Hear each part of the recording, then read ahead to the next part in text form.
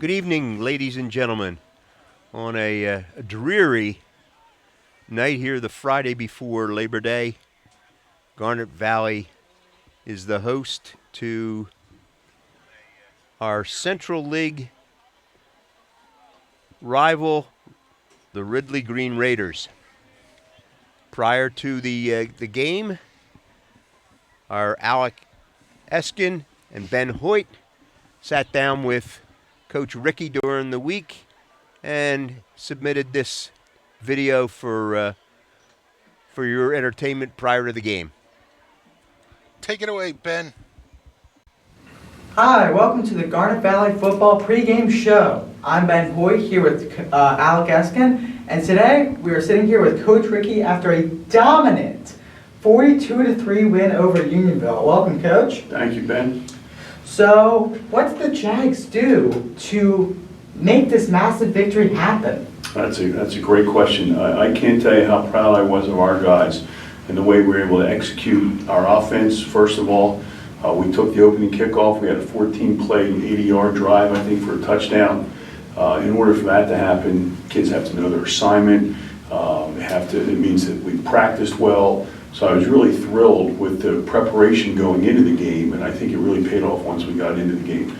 Defensively, we read our keys, we flew to the ball, we gang tackled. We did a lot of really good things for a first game, and most importantly, we eliminated mistakes. I think we only had 2 penalties and very, very few mental mistakes in the game. What is the team's mindset going into their first Central League competition of the year? Right, so that non-league game we have every year is over the last couple of years. It's been rusting. We were glad to get Unionville back on the schedule, but now we start the Central League right away with a tough matchup. Right away we played Ridley, a longtime rival, one of the top 10 winningest programs in the state of Pennsylvania, actually in the entire country. So Ridley has such a history. It's easy to get up to play Ridley. Every time we get the schedule, we always know when the Ridley game is, and it's never a problem for our guys to get up to play Ridley. That's always a big game. Yeah, so obviously this is a very tough game against a very good team. What's the mindset of Garnet Valley and what they need to do to win? So like every game that we play, just like I said with the Unionville game, we need to execute. We need to execute on offense and defense. We need to eliminate mistakes. We need to excel on special teams. This team that we have practices extremely well. In fact, Coach Batiste said yesterday it's the best in-season weightlifting team that we've had ever. And that's saying something because we've had some great weightlifting teams here. So what that tells me is this is a team that wants to do well, that wants to continue the tradition of excellence that was established before them. It's important to them that they do that. So we're very big on controlling what we can control, and that's what we want to do. We want to control the things. We want to control our attitude. We want to control knowing our assignments. We want to control taking care of the football. Those things that we can do to help put us in position to be successful. Yeah, obviously, and this rally goes back a long time.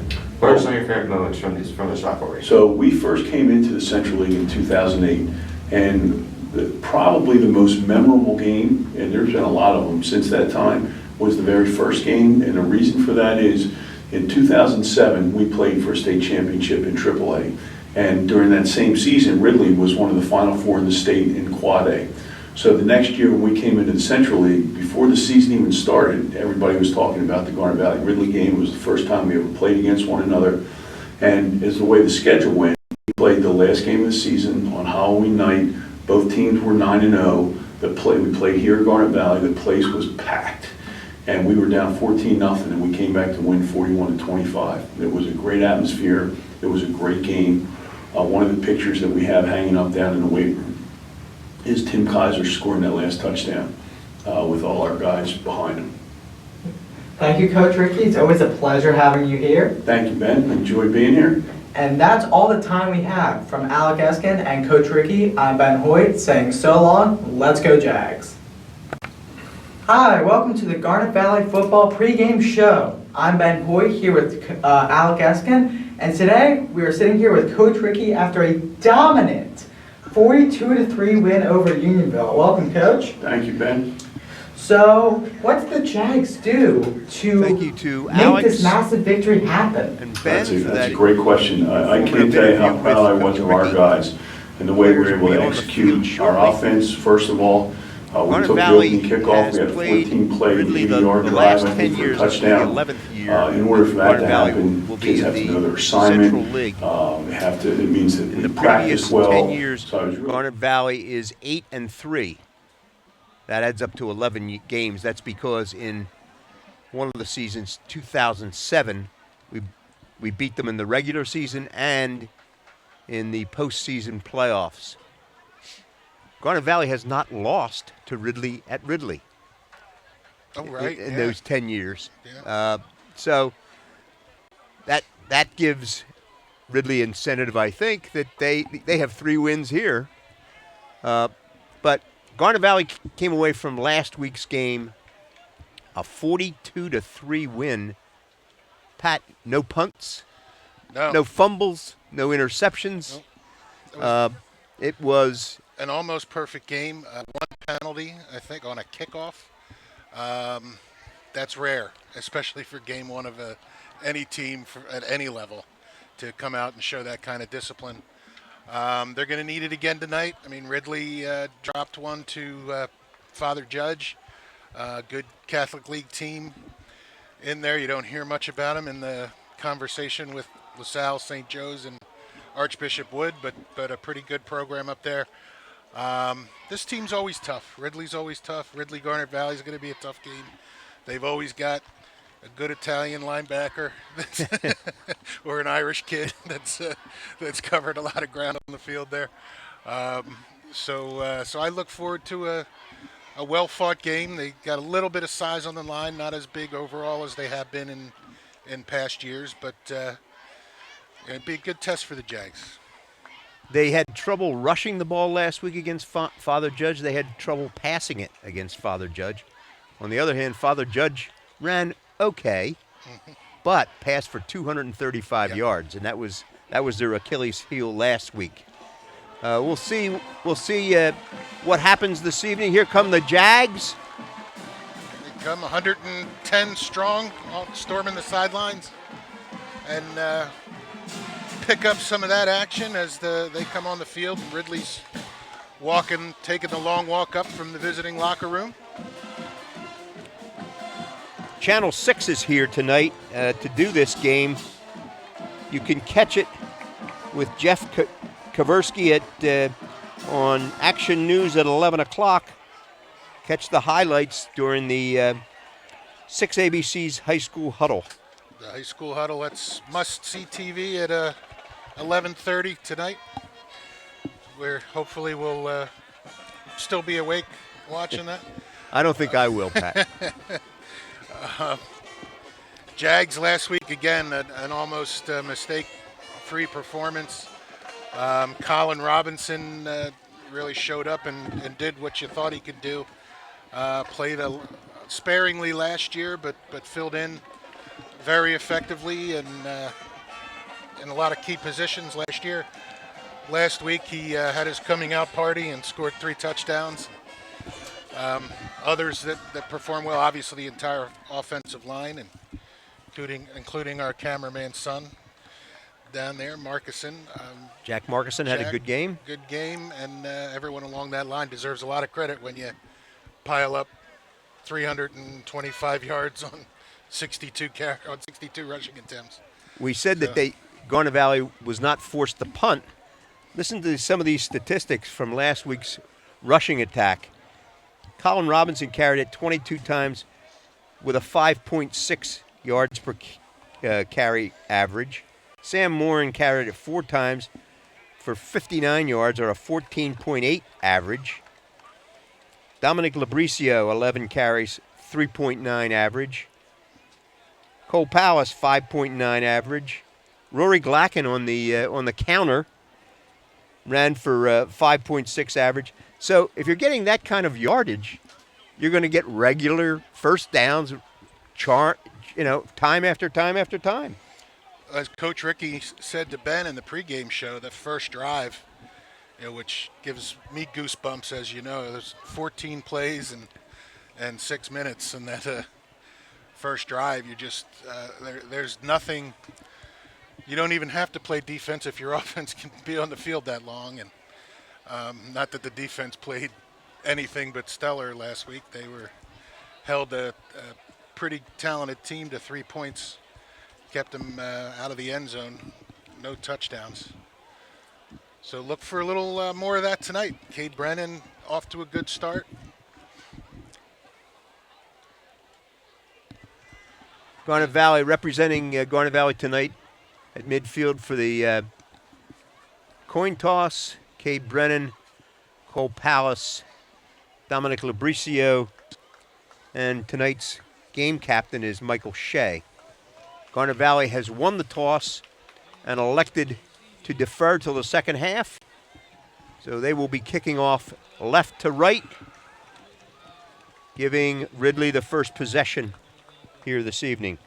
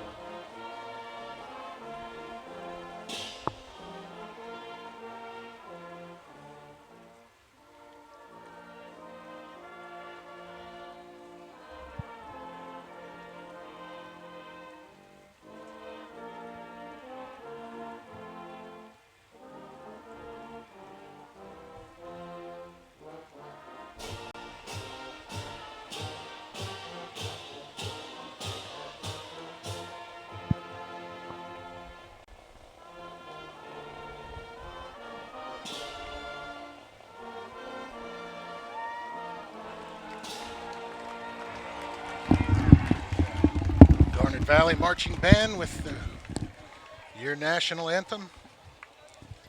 Should take a moment to recognize our primary game sponsor for tonight. It's once again had so much fun doing it last year. He anteed up again, and David Gallagher from David Dodge and Jeep. We right here in Concordville on 202. Appreciate all of his work with the community and so many charitable events. Don's going to talk a little more about what they have. He couldn't make it tonight, little weather-related issues with the children, and decided to stay home. Hopefully he's watching us as well. And we thank you, David Gallagher, for your continuing support of Garnet Valley football and the Garnet Valley community. DriveDavid.com. David Dodge, Chrysler, Jeep, and Ram. Oh, Ridley's kicking off. Oh, 2 weeks in a row the Jags are going to start with the ball. I guess I misread the kickoff. Or the coin toss. Westberg and Robinson are deep for Garnet Valley at the 5.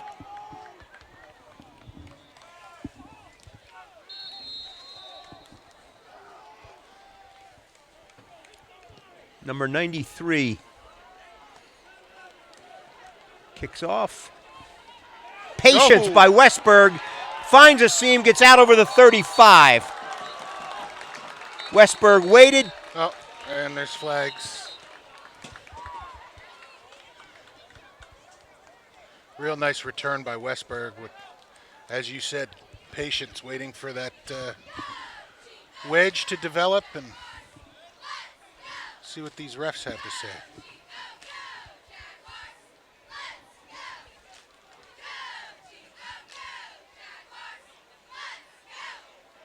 I don't know what that call is. All right. He pointed at Ridley, but I don't know what that call is.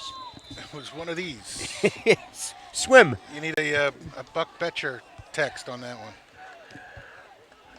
Pallas hands it off. Labricio carries for a couple.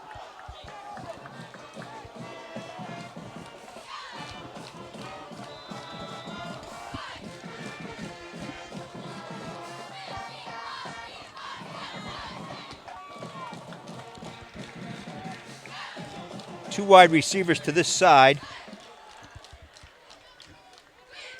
Two backs split behind Palace. Looking for a hole is Colin Robinson. He comes out close to the first down. 8 yards there. First down. Ball's at the 48-yard line, Garnet Valley's 48-yard line. So the first possession, they get a first down on 2 carries. That averages 5 yards per carry, right, Pat? That's pretty good. I'm quick with math. Rory Glackens wide to the other side. Matt Kane wide to this side. Cole Palace tried to keep, and he goes nowhere. Yeah, that looked like a little confusion. That didn't come off. There with where to go with the ball. Yeah, that didn't come off as planned. So a loss of, let's call it 3. 2nd and 13.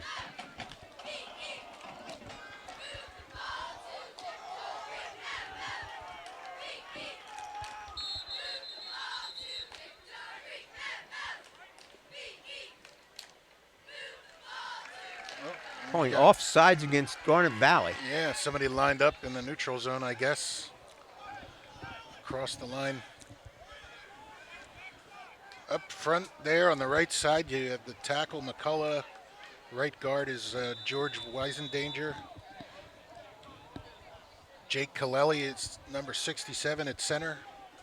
Jack Markison on the left side there. Left guard, and Glacken and Robinson are wide to the top of your screen. Here comes Palace to this side, wide open, 50, 40, 30, 20, foot race, 10, touchdown. Wow. What a great run there. He faked it inside, the defensive end collapsed, and then it was just a race to the end zone. Yeah, I think that might have been the play they were trying to run. That was a misdirection. They had everybody going to the left, including the defensive end on that backside, pinched down hard. Palace had the edge all to himself and won the foot race to the end zone. 63-yard touchdown run.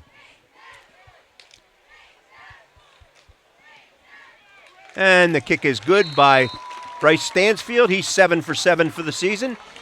And that touchdown is always brought to you by Joseph Anthony Retreat Spa and Salon in Glen Mills. And location in Springfield as well. Appreciate that. Another $100 in the kitty.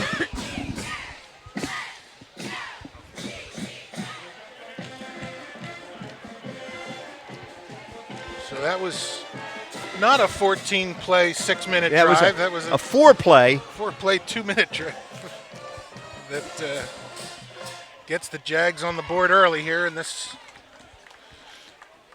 Central League opener. And what was remarkable about last week's win was that we didn't have any real long runs. We had the one late in the game by Sam Morin, yep, and the 144-yard pass. Aside from that, it was all just grinding them out. 5 yards at a time. 5 yards and a cloud of recycled tire particles. Yeah. Bryce Stansfield will kick.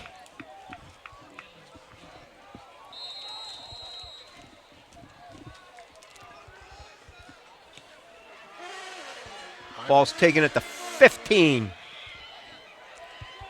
by 25 Chandler. And he's out over the 45, right to midfield. Wow. We have a track meet. Yeah, nice run by Hassan Chandler. 5'6", 150. I'm going to give it a shout out here early in the game to Jordan Mink. She's in Charlotte, North Carolina with 3 alum friends of West Virginia. They are there to see the West Virginia-Tennessee game tomorrow in Charlotte. Quarterback is Bakey, number 12, in the pistol. He's back, rolling right. Throws. Oh. Almost intercepted. DiCamillo was diving to try to catch the ball. Just a timing pattern there. Bakey didn't even think about pulling that back. He was throwing to an area. Unfortunately, the Jags were the only one. DiCamillo was the only guy in that area. Couldn't hang on. Once again in the pistol. He pitches to Yakpuso, who gets a couple. Knocked out of bounds after a gain of about 3.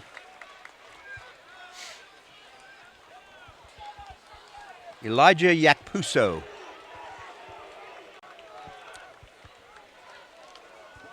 So it's 3rd down and about 7.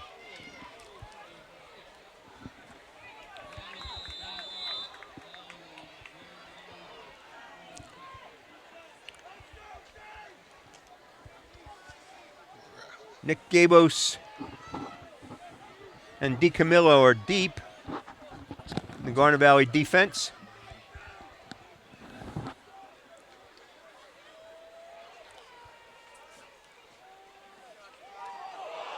Ball's loose.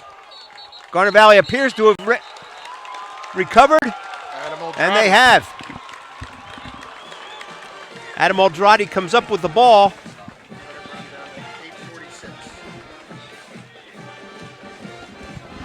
Just catching up with the clock up there, folks. That's not a running clock.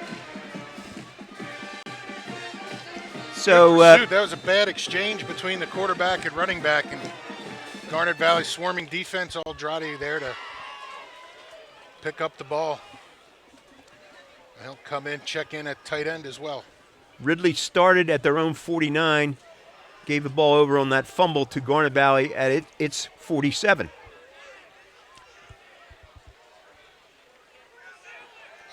Oh, somebody got held up. Pass down the middle. Incomplete. I'm surprised there wasn't a holding flag there. Ridley refused to let anybody get downfield. Ball was intended for Nick Westberg. Oh, no, number 2. Reese Malik.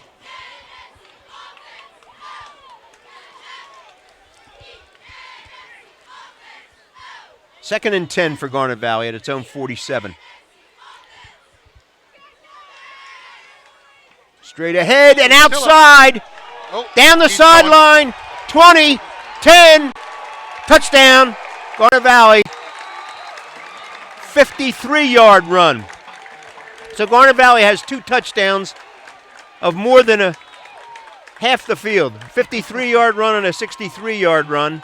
And we're only less than 4 minutes into the game. Colin Robinson, right?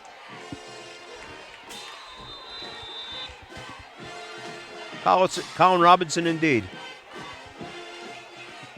He had 3 touchdowns last week and averaged more than 13 yards a carry. Oh, no, more than 6 yards a carry. Ball's up and good by Bryce Stansfield. 8:28 left to play in the first quarter. Garnet Valley leads 14-0. David Dodge Chrysler Jeep Ram is the sponsor of tonight's game. They are very responsible in the community. They support Garnet Valley sports in general, Garnet Valley area in general, and Garnet Valley sports in particular, the football program. David Gallagher told us earlier today that they have had 7 out of the last 8 months. Each month was a record over the previous. And here in August, they sold over 275 vehicles. Wow. I see Wranglers everywhere in this area, and they are the Wrangler dealer in this area. And Joseph Anthony, Retreat Spa and Salon, owes us another $100 for a touchdown. Yeah, that's right. Lots of Wranglers in that parking lot. Bryce Stansfield hits it deep and high to the 10. taken by Hassan Chandler again, but this time he does not get out beyond the 30.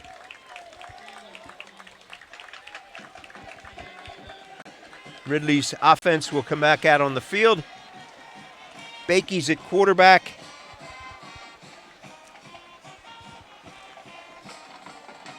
It's like Dylan Staley, number 28, is one running back.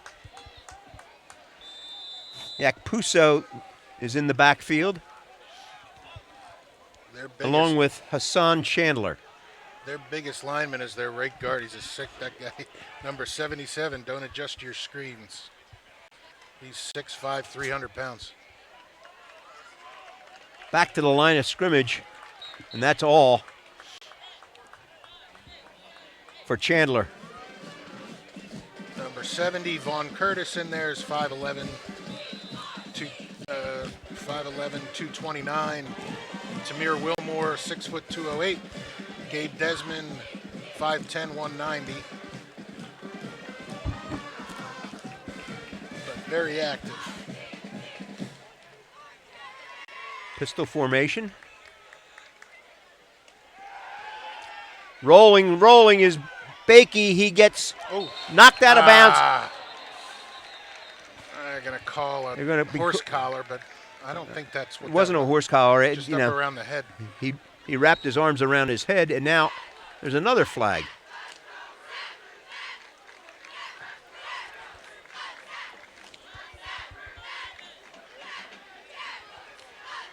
Tackle was at the sideline. Yeah.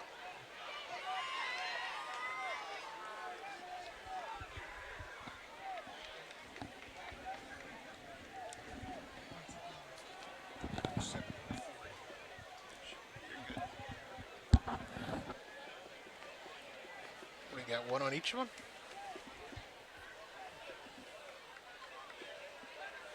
Personal foul against Garnet Valley. That one again. That one where he waves his arms out to his sides. Buck, where are you? Is that a sideline infraction, perhaps?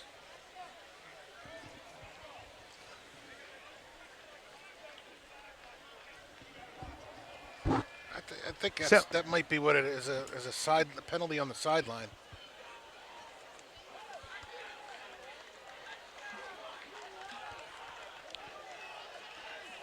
Dave Wood is the head coach of Ridley, former head coach at Widener, former assistant coach at the University of Pennsylvania.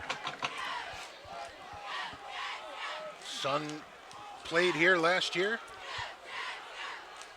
Scott Green, still the offensive coordinator at Ridley, former Jaguar offensive coordinator. So Ridley's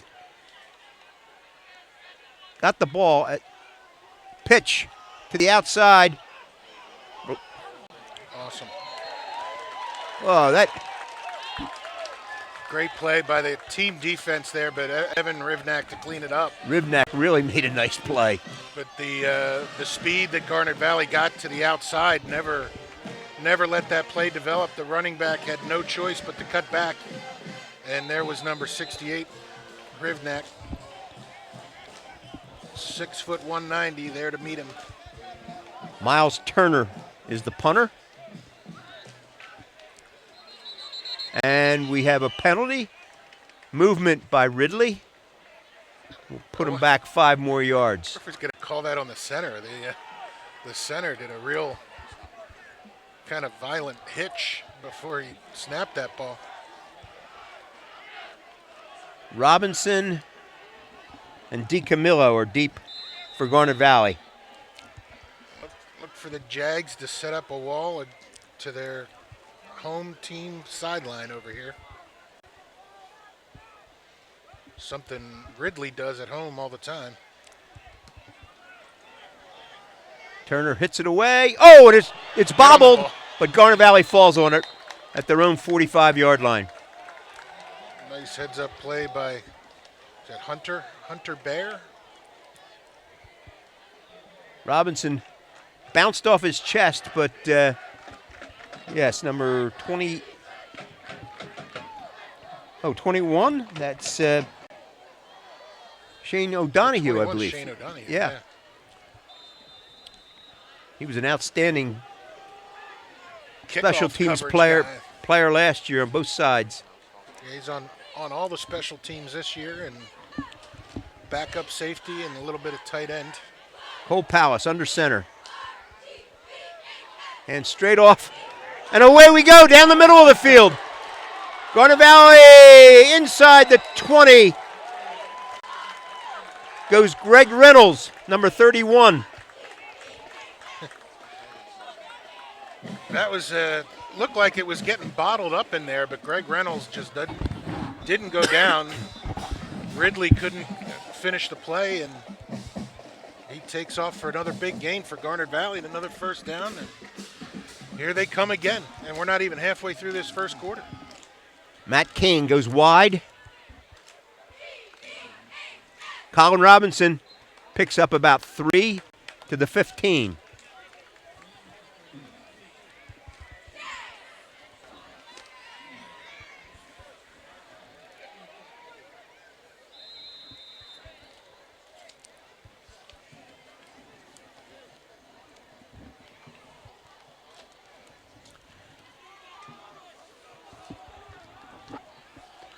Glacken goes wide the other way. Straight up the middle goes Robinson to the 10. Oh. Ridley's defense allowed 122 yards rushing last week on 27 carries for only a 4.5 average.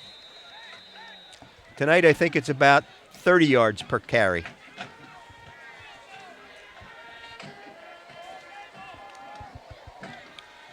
Lineman I didn't mention for the Jags is number 62, Lance Schwartz, the left tackle out there. 3rd and 2. Colin Robinson, first down, touchdown. Wow. 10-yard run. With 5:02 left to play in the first quarter, Garnet Valley leads 20-0. That touchdown, that third touchdown of the first quarter brought to you by Joseph Anthony Retreat, Spa and Salon in Glen Mills.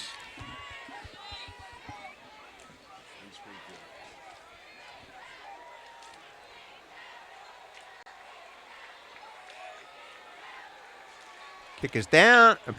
Ball is down. A kick is good. Those extra points are a team effort. The line has got to fend off the defenders. The long snapper is Jake Morin. The holder is Malik, and Bryce Stansfield is the kicker. And they're 9 for 9 for the season. Say thank you to our friends at the Concordville Inn. They're sponsoring Friday night fan nights at the Ville. Have special deals for anybody supporting the Jags, either during and especially after the game for these home games. On a weather night like we have tonight with a steady rain, some folks that would otherwise not come to the game certainly can be tuning in and watching all of this exciting Garnet Valley action One of those on the World Wide Web. One of those includes Dave Mink, just down the road. I'm surprised to see as many Garnet Valley fans and Ridley fans here as there are. Two very strong football traditions and hearty fan bases. Bryce kicks it to the 10. Taken at the sideline and straight up the sideline. Oh. And straight up the sideline and gone. Oh, boy. Man. Number 2, Yakpuso.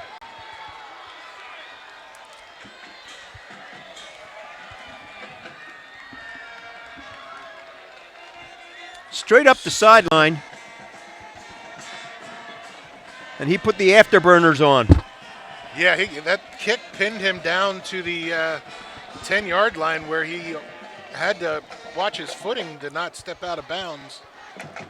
And the Jaguar cover team anticipating him to take the ball up the middle of the field. He just saw a little hole and accelerated right down that same sideline. Nate Warwick, the Ridley kicker, puts it through for an extra point, and it's 21-3. So 21-7. 7. So I'm just shortchanging the Ridley Raiders. just that quickly, the Ridley back to within 2 scores here. And 28 points scored in the first quarter, and we're still almost 5 minutes left to go in that quarter.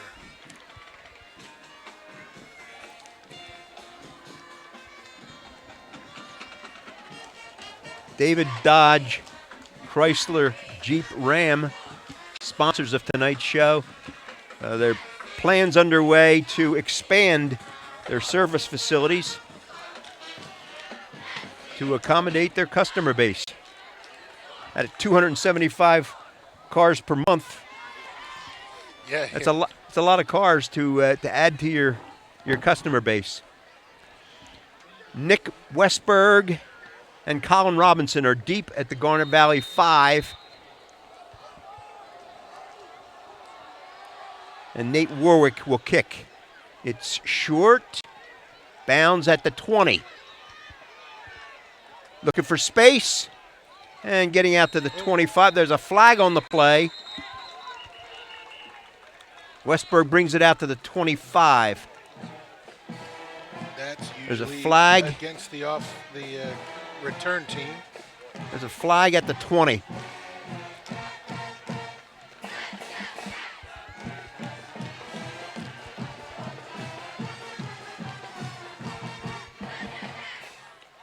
Holding against Garnet Valley.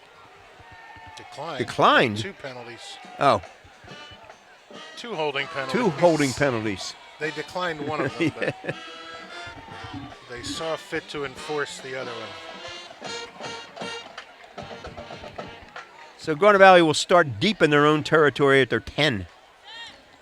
With 5 minutes or 4.5 minutes or 4:44 to go in the first quarter, the Jags have doubled their penalty output from last week's game.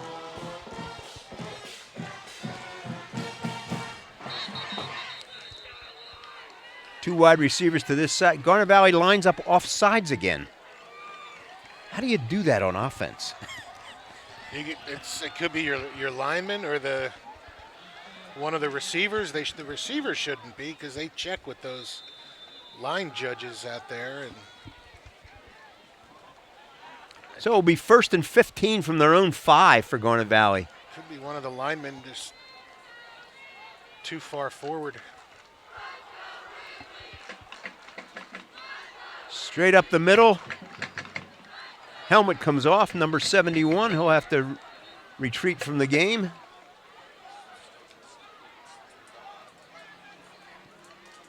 Gain of only a couple. It'll be 2nd, and we'll call it 13.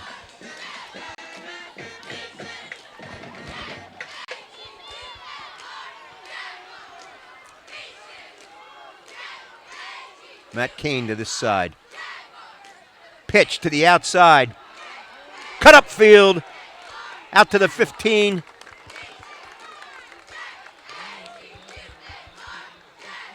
That was Greg Reynolds. Yep. It will be 3rd and 4.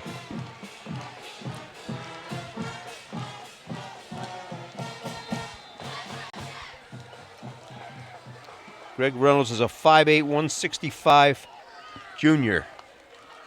Jags so steady with that inside option play. It's actually kind of exciting to see him work the edges a little with the pitches. Rory Glacken taking it on the counter, outside, out beyond the 25 for a first down.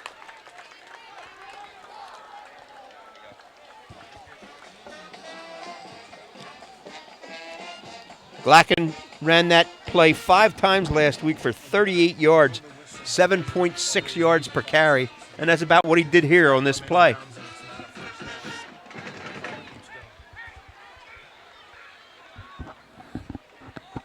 Kane and Glacken go wide to the top of your screen. Second man through is Labricio out to the 35.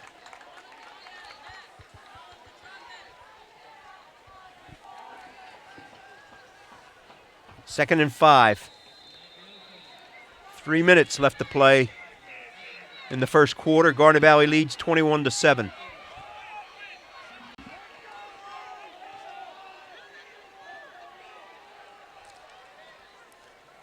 Labricio picks up another 5, just short of the first down.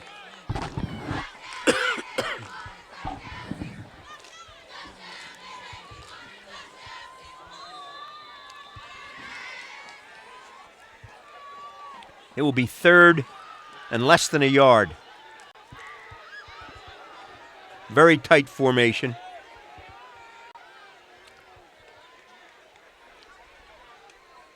Palace hands off straight ahead. Breaking a tackle and getting the first down is Labricio. Labricio becoming a little workhorse on this drive.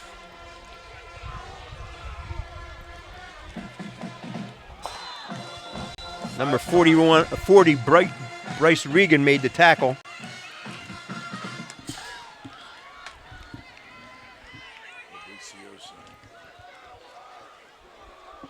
Oh, Labriciosa. Saying his name wrong. Second man through. Greg Reynolds picks up a couple.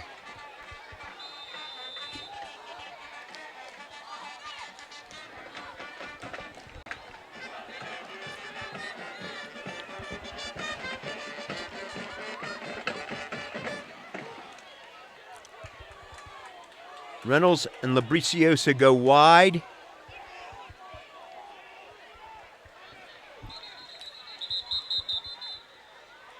Garnet Valley calls time.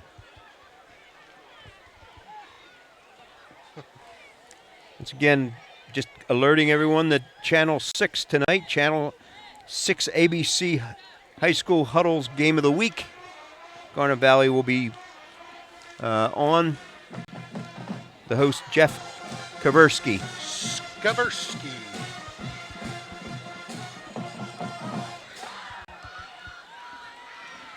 Shout out Nashville, Tennessee to Steve Ramito.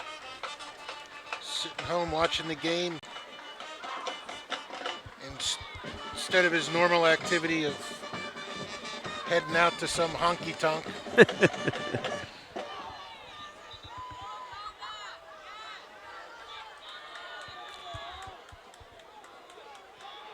Whatever the play Garnet Valley had lined up in is no longer the play because there's only one wide receiver. Rory Glacken is wide to the top of your screen. Labriciosa and Reynolds and pitch out down the sideline. Labriciosa. Man, he's getting some work. From Chicago, we got Kevin and Rosemary Hassett checking in. Guessing they'll be getting up early and taking a 2-hour ride down to South Bend. Down to South Bend tomorrow. Can't imagine they're just in town to catch a Cubs game. First and 10 for Garnet Valley at the Ridley 35 with just under a minute to play in the first quarter. Oh, back to pass. Down the sideline, Rory Glacken. Oh. Incomplete. A lot of hand battling going on between the two. There certainly was. Evan Bosak, number 7, was on defense. Bosak 5'7" and Glacken 5'9", so Glacken definitely would have won the jump ball if they let him.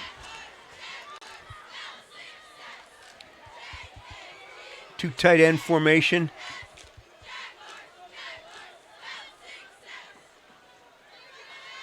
Rory Glacken goes wide. Oh, Pitch to the outside, and the ball goes out of bounds. A loss of yardage. That'll drive your option coaches nuts. Especially on a wet weather day like that, you really got to take care of the football. They dodged a bullet there with the real late pitch and 3rd and trouble 12. handling it.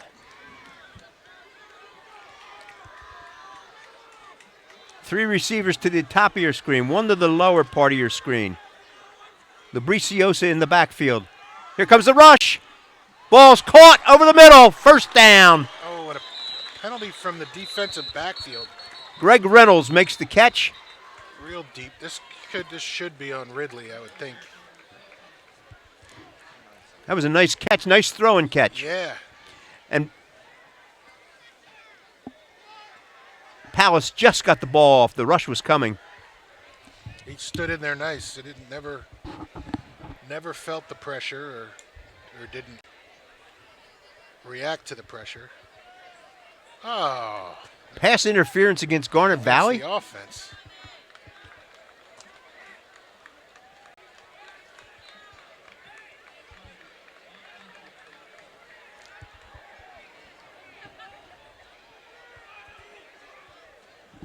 So that nice pass and catch Yep. negated by a offensive pass interference. Wow. That's a rare situation there for Garnet Valley. Something 3rd and 30. Yes, 3rd and 30.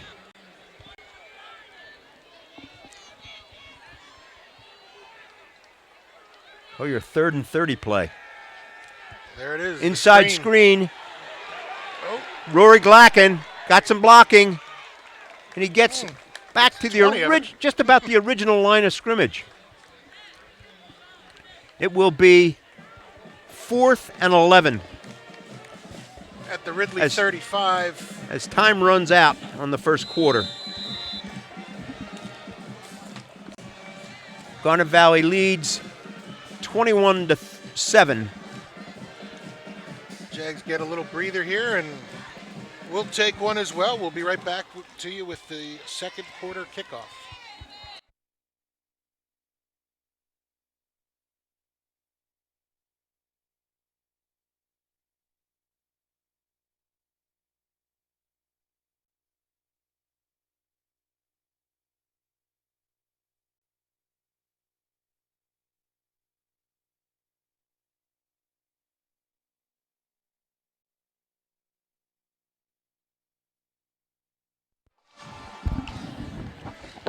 Give a shout out to Mrs. Dolores O'Donohue, Mom. She's visiting with John and Allison at in Lincoln University with Luke and Chase.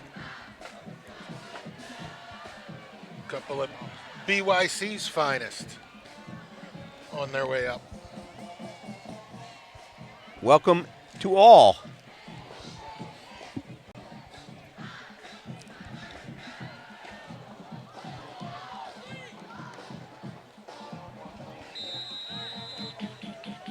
Fourth and 11. 2 wide receivers to each side. Straight back is Palace. He sheds 1 tackle, goes down the sideline, gets the first block. down and beyond. Steps out of bounds inside the 15. Giving a ton of credit to Rory Glacken there, number 28, on the outside. Saw that the play was breaking up and turned himself from receiver into blocker. Tied up that outside guy and gave Palace the first down. Nice heads-up play. That showed Cole Palace's athleticism. He pulled that down, saw an opening, and beat it down the sideline. He's got just a few rushes tonight, but for a whole lot of yardage. Labriciosa tripped up at about the 15. No, that's not him. That's, I guess, Greg Reynolds, number 31.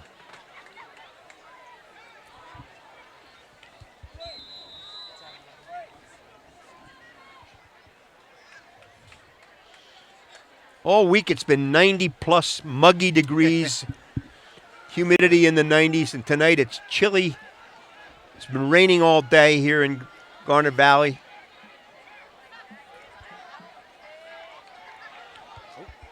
Ridley jumping all over the place. Labriciosa gets to the outside, inside the 15 to about the 13. Wow, the Ridley defense scrambling there. I don't know if they heard Cole Palace say something or whatever, but they realized they needed to get back to the short side of the field. And yeah, their one linebacker was being very animated about getting everybody over. Moving guys over, and sure enough, the Jags tried to go to the short side. And 3rd and 6.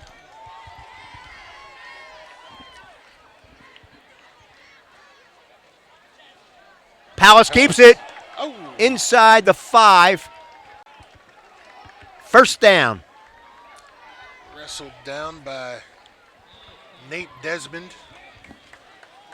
That was a 45. design play. He read the where the linebacker went when he put the ball in Greg Reynolds' belly. Yep. And kept it and got the first down. Reynolds in the backfield. He takes the handoff and is dropped at the 5. Guys coming across hard. This drive started at the Garnet Valley 5 after a long penalty on a pass interference and then an offsides.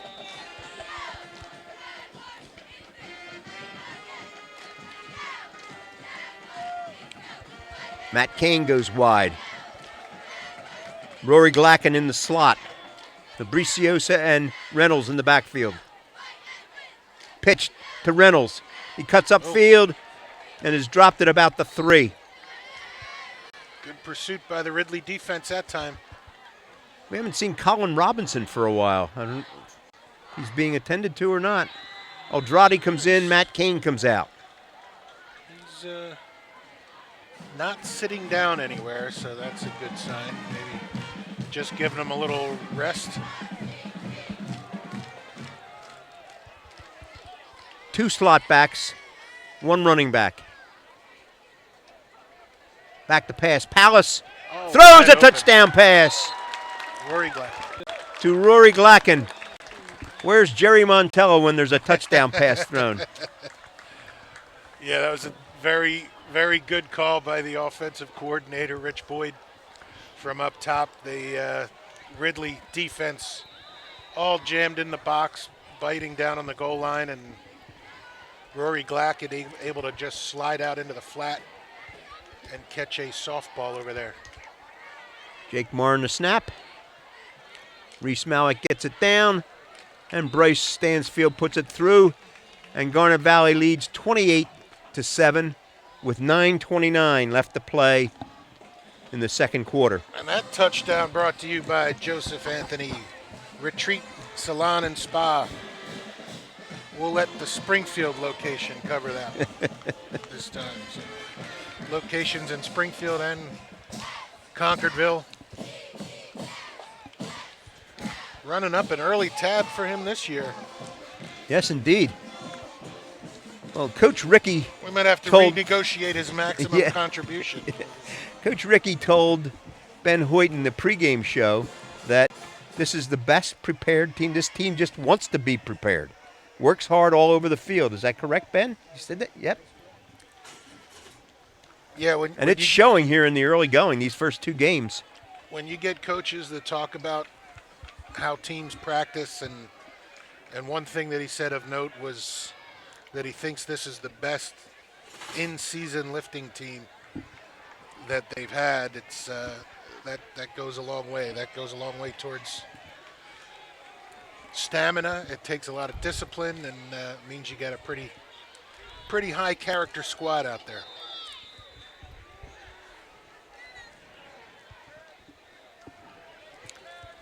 Bryce Stansfield will kick.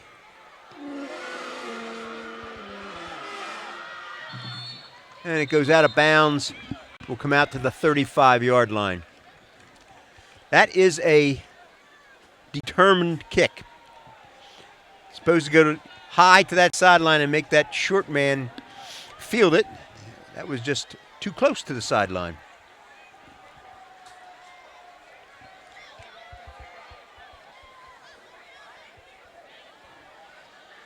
Oh, they're making him kick it again. No, one official's about to place the ball down on the 35-yard line, and Garnet Valley's team is back out on the field to kick it again. Which is it, guys?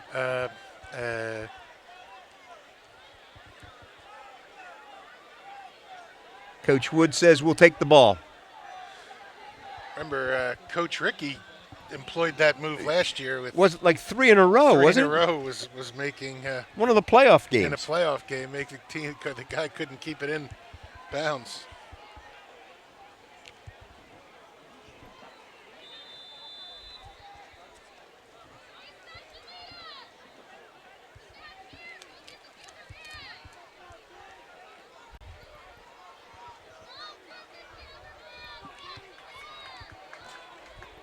Bakey's the quarterback in the pistol. Hand it off underneath.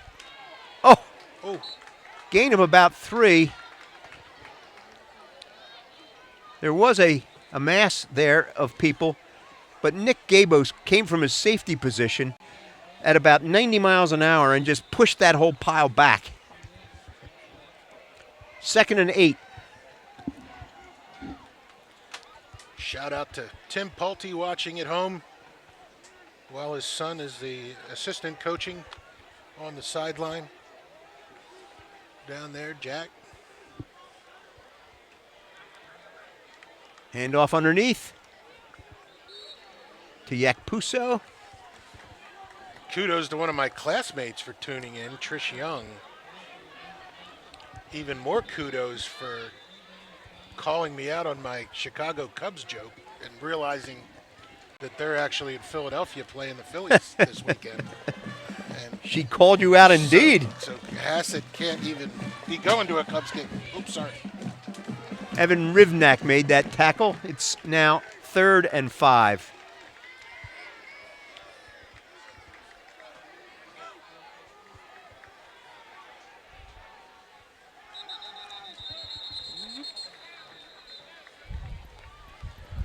Oh, delay of game.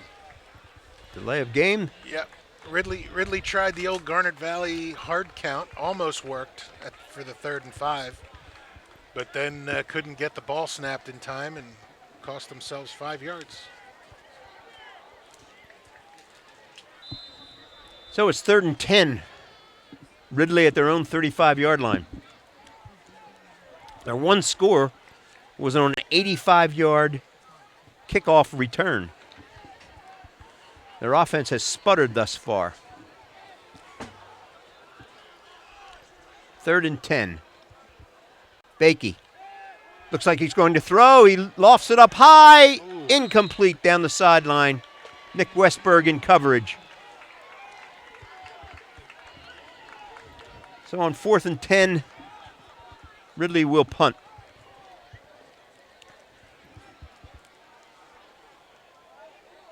Back in single coverage is Cole Palace. Very interesting. Miles Turner, the punter, he has kind of almost a rugby approach. He kind of kicks it off from his side.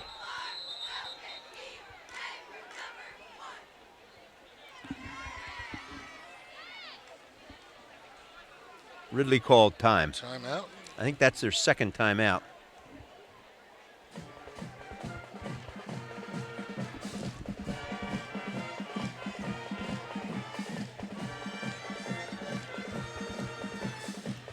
The rain still coming down, not hard, but steady.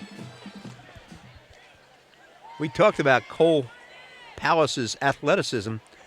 To put your starting quarterback back in the single safety says, hey, look, just make a fair catch. Yeah. I hope that's what it says. Control the ball in this weather.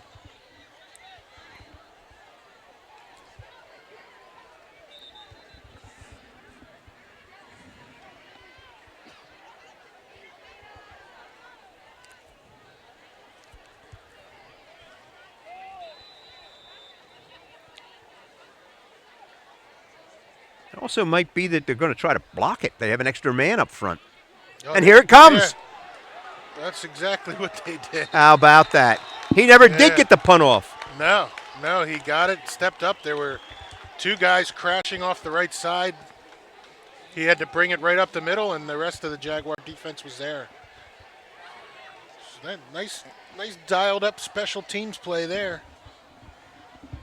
Pat, can they see me patting myself on the shoulder for making that call that they might be coming after the might be coming after the punter?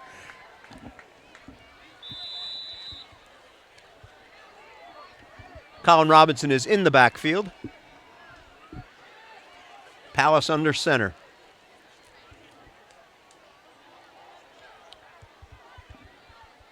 Something happened to that play. Palace kept it himself, and he's going for a touchdown. Wow. That was not the plan call. 29-yard touchdown run. He was looking for somebody to hand it to, and that somebody wasn't there, so he just ran. He got it, tucked it, and bounced around the end. Good job by the Garnet Valley offensive line to wall that off. And Ridley's defense broke containment. Cole Palace made him pay for it.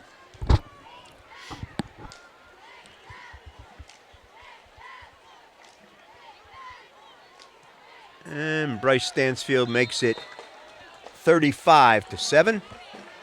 Joseph Anthony retreat spa and grill. It's grill, retreat spa and salon. That was a grill, I'd be there. 35-7 with 8 minutes left to play in the first half. That is a crazy amount of scoring in this first half.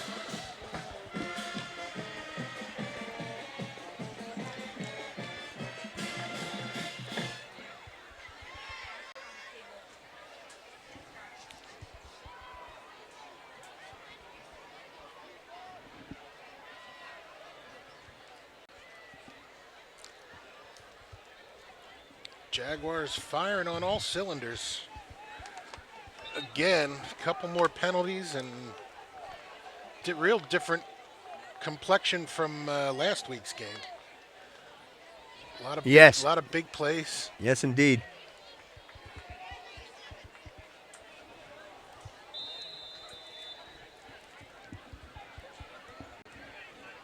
Well, the lone big play for Ridley came on a kickoff. Yeah.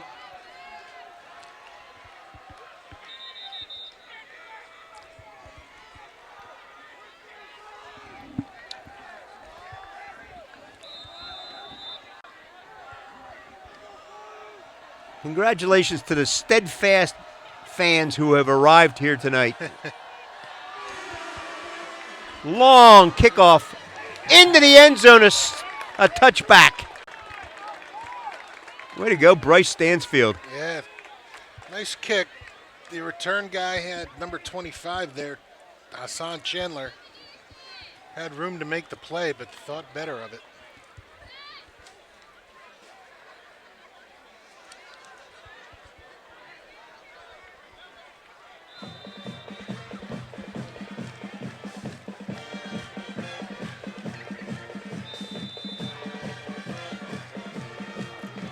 Ridley takes over at its own 20, down 35-7. Jaguars have Cade Brennan moved inside a tackle now.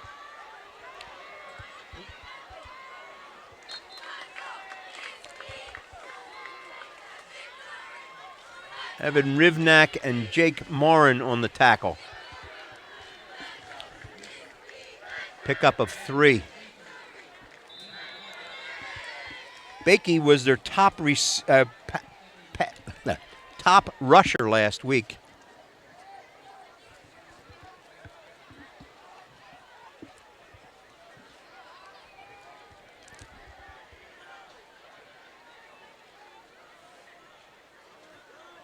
Got to the outside. Oh. That's Yakpuso, and he's down the sideline. 30, 20. A chance. Knocked out at about the 13-yard line. Brandon DiCamillo coming all the way from the backside cornerback spot and chasing him down to bump him out of bounds. Nice looking play. Yep. Quarterback waited to the last moment and then handed it off to Yakpusa, who got outside and down the sideline. DiCamillo chased him down.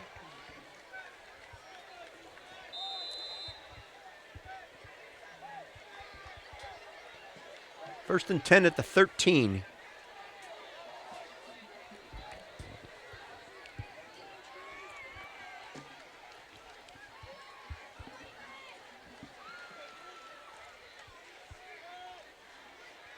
Yakpuso inside the 10. I want to give a shout out to Melissa Bruette, who finds her spot in the stands every week, then goes in and helps serve the players their meals, and then comes back to her spot at the 50-yard line.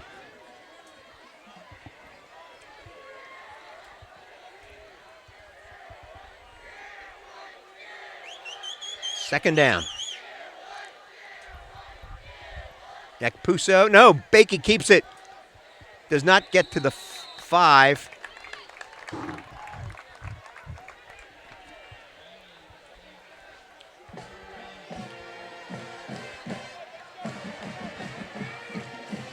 Bakey ran right over to the sideline to consult with Coach Wood. I believe Yakpuso went out. Number 2, who had the long run just prior.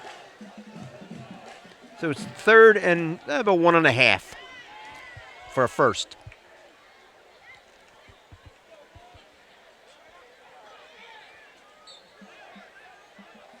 Maybe just short of the first down. Short. They gotta think they're going for it. It's right there on the 5-yard line. Fourth and less than a yard at the 5-yard line. Clock is running. Yakpuso back in. Bakey comes in with the play.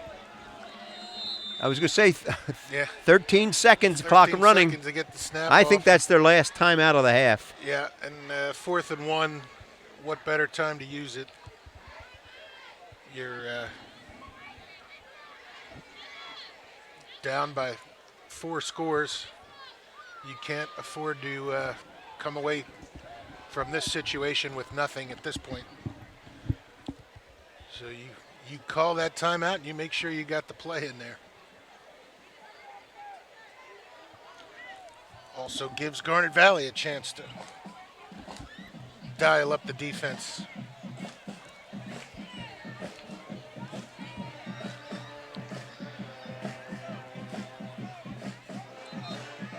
They would either run this thing right over the back of the 300-pound guard, or they're going to finesse this because they can't push the Garnet Valley defensive line around that much. So watch for something that might bounce outside a little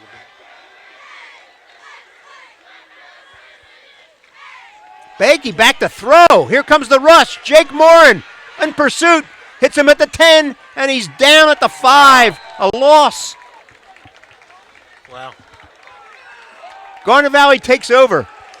That wasn't the level of finesse I was talking about, but in any event, it did not work out well for Ridley, and the Jags will take over here with plenty of time on the clock to go down and potentially turn this into a running clock at the start of the half.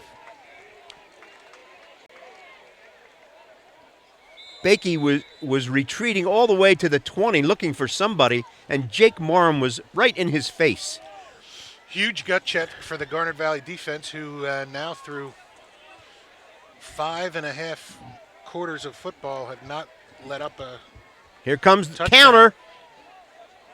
Roy Glacken out over the 10. Clock will run. Matt Kane in. Aldradi out.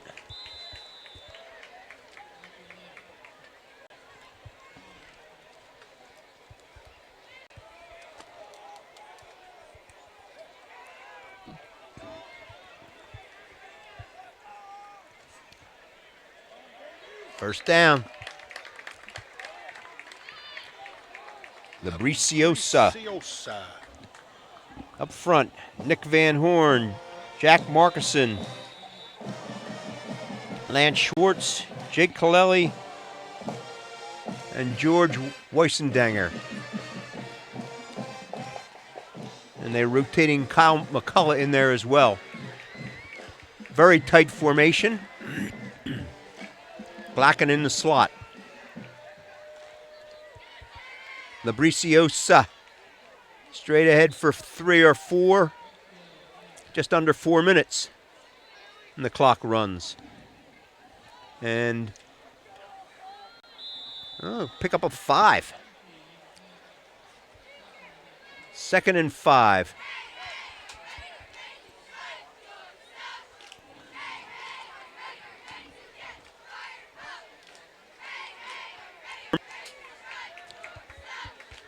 Blacken and Robinson to this side. Labriciosa in the backfield. Labriciosa finding room, gets to this side. I think we've got a hold on Garnet Valley. Yep. Labriciosa fighting for extra yardage. Finally pushed out over the 45 at about the 47. Yeah, a referee threw that from the offensive backfield. That usually means holding.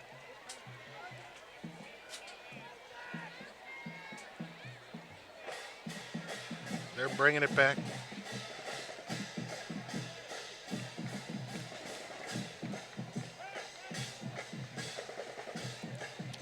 Yep. Well, after seeing no penalties last week, Pat, we're they're making we're up seeing for some it flags today. fly tonight.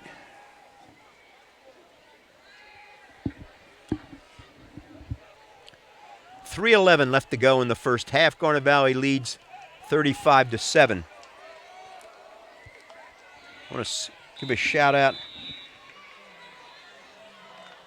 I'll wait till after this play.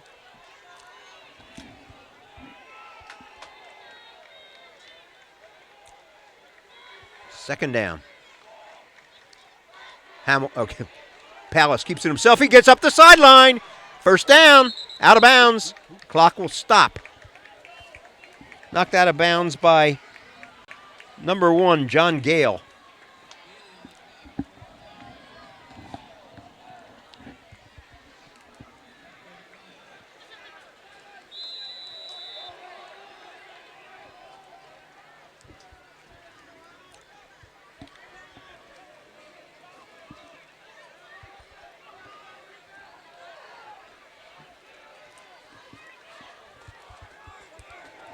First and 10, Garnet Valley at its own 35.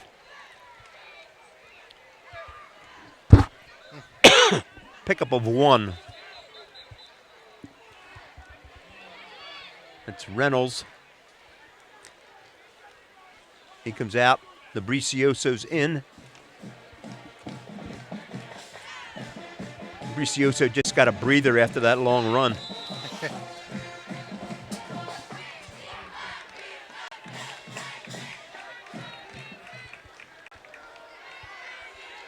Rory Glacken in the slot. Back in.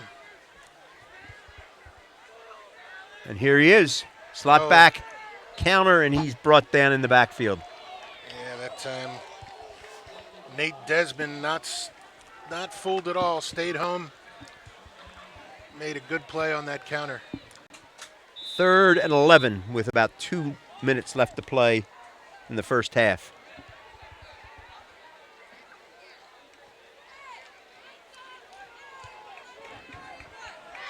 Jags naturally want to convert here. Ridley should feel every urgency in the world to try to force a punt here. Pitch. Outside. Oh, boy. Robinson down the sideline. 40 and out of bounds Wow. at the Ridley 40-yard line. About a 20-yard gain. Garnet Valley keeps turning the corner on these guys. Yeah, they're getting them packed in, and at this point, you think Ridley be a little aware of that, but got to hand it to him. There's a couple defenders out there, good blocking out on the edges as well with those receivers. They spend a lot of time learning to block in this offense. They're not out there catching balls all day. Garnet Valley's offense is called offsides for the third time in the first half. But pre-snap, yeah, I mean, Yes. just Yeah. not a false start. Just they're lined up wrong. Those linemen. They just need to set up on the heels of the center, and you're fine. And the official has to be telling them who it is. Center can't be offside. No.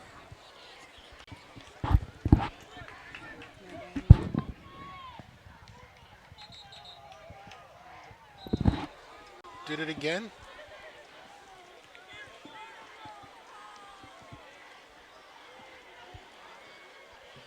No, they hadn't marked 5 yards. Oh. They only penalized us 4 yards.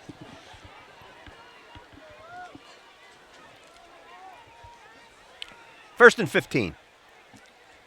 Hamels to throw. Hamels. Palace to throw. Oh, he's been mugged.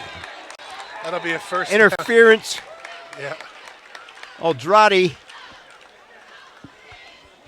tough play. Aldradi went up for it. The defender felt like he was beat, had to do something about it, and ends up getting a penalty. We'll give the Jags a first down, and well, maybe it won't. Was it automatic first down? It should be, right?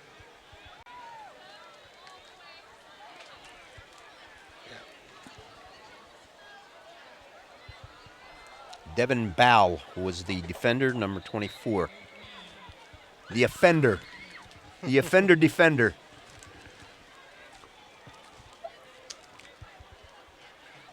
First and 10 at the 31 for Garnet Valley with a minute 27 left to play.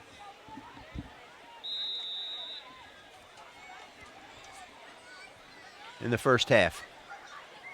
Jags get the ball to start the second half as well. A reminder. Palace picks up 5. Again, he turned the corner. Yep, he's following that lead back through. Does a very good job reading the defense and where they're committing on those option guys.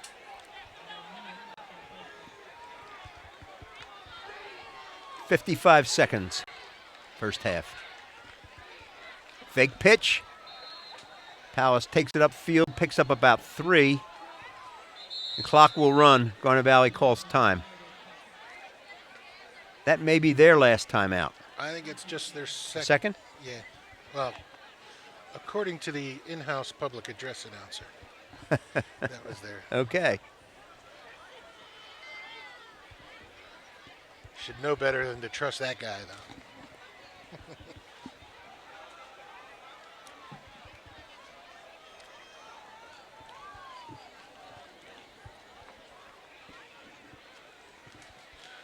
So Jags looking to get into the end zone here, because that would mean, if the half ends that way, that we would have a running clock in the second half, Right. which would limit Ridley's ability to make a comeback. They would not be able to stop the clock, except for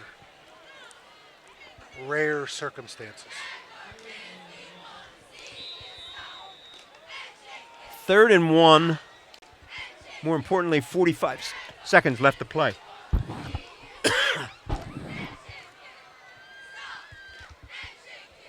Labriciosa breaks a tackle, gets outside, pulls it. They pull his helmet off, and there's a penalty. Oh, the other guy's helmet came off. But they're going to give a 15-yard horse collar there, which will put the Jaguars really knocking on the door. Stops the clock with... Is that personal foul? It's personal foul, yeah. It's horse collar, a dangerous tackle, equivalent to a face mask.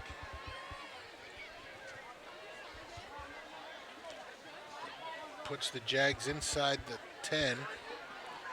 First and goal at the 8.5. See if they get 39.7 seconds left to play Rory in the first Glacken half. open in the flat again. First and goal. Oh, there you go, He up moves that Glacken side. to the other side. And here he comes. Oh, keeps it wide open. Oldrade has a Oldrade. second touchdown pass for Palace in the first half. And Garnet Valley leads. They faked the counter there, and Palace rolled out. Good athletic move by him to evade the rush. Coming right in his face, got plenty of time, and Adam Oldrade all by himself in the middle of the end zone.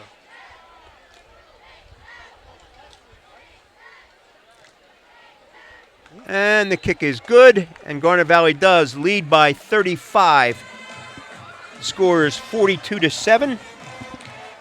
And the mercy rule will go into effect in the second half. Assuming that the clock expires, the half expires without unless Ridley a scoring. kid runs it back again. What are the odds of that happening? I hope they're long.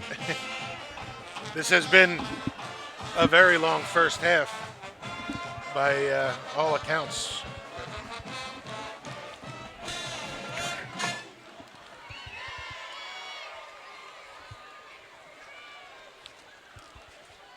So Bryce Stansfield put the last kickoff in the end zone for a touchback.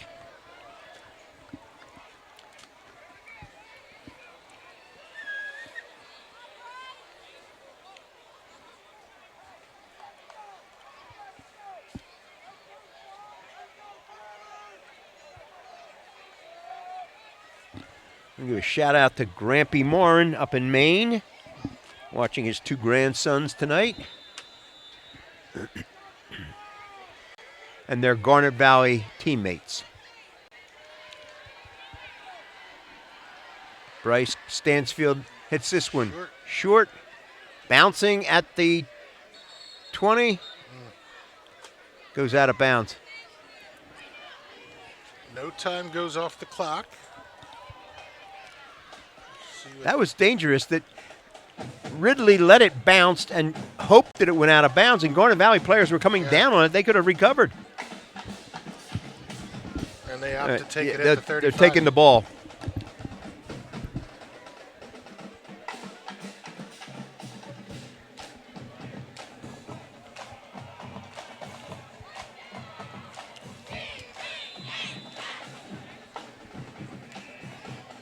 Nick Gabos and Dan Bradley are in a different area code on defense. Get a little, it's almost punt receiving formation. little prevent going here. Trying to get to the outside is Chandler. There's a hold on the play, I believe. Yeah. Can't imagine So that what play else that will would be. that play will be negated.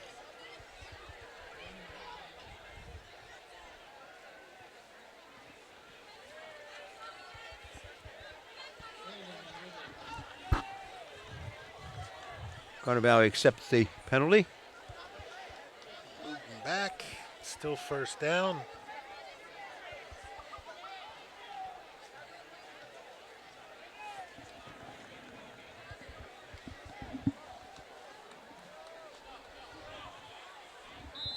And the clock runs. 12 On the seconds. clock.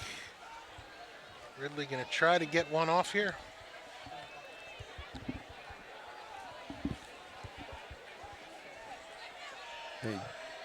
Just do. Up. Official says no. Oh, Clock yeah. stops. And Garnet Valley leads 42-7 at halftime over their Central League rival, the Ridley Green Raiders.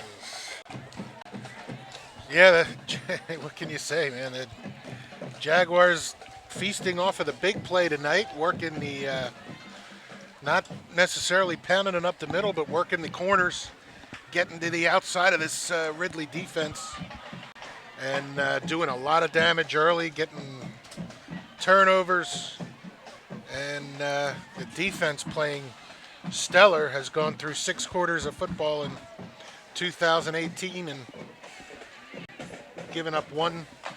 Oh no, they didn't. No touchdowns. It was No touchdowns. The kick return was the touchdown. But so Jags looking good, and then the mercy clock will be in effect for the second half of this one, and look forward to holding on to this lead. And Last week's methodology was bang, bang, bang, short gains, but a multitude of them. What we have 53 rushes for 62. I think. 62. Yeah.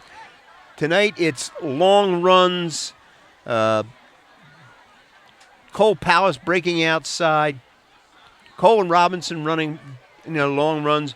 Labricio had a couple of long runs. Labriciosa.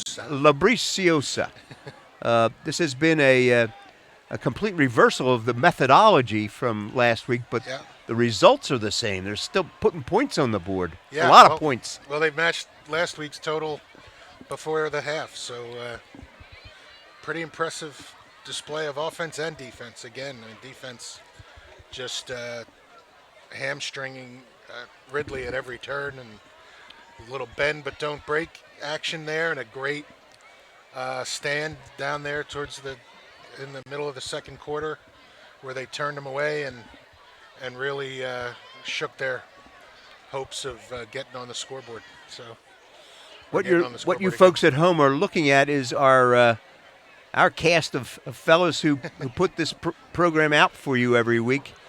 From my left, Cade Markison, Ben Hoyt, me, Alec Eskin, and Pat Patterson.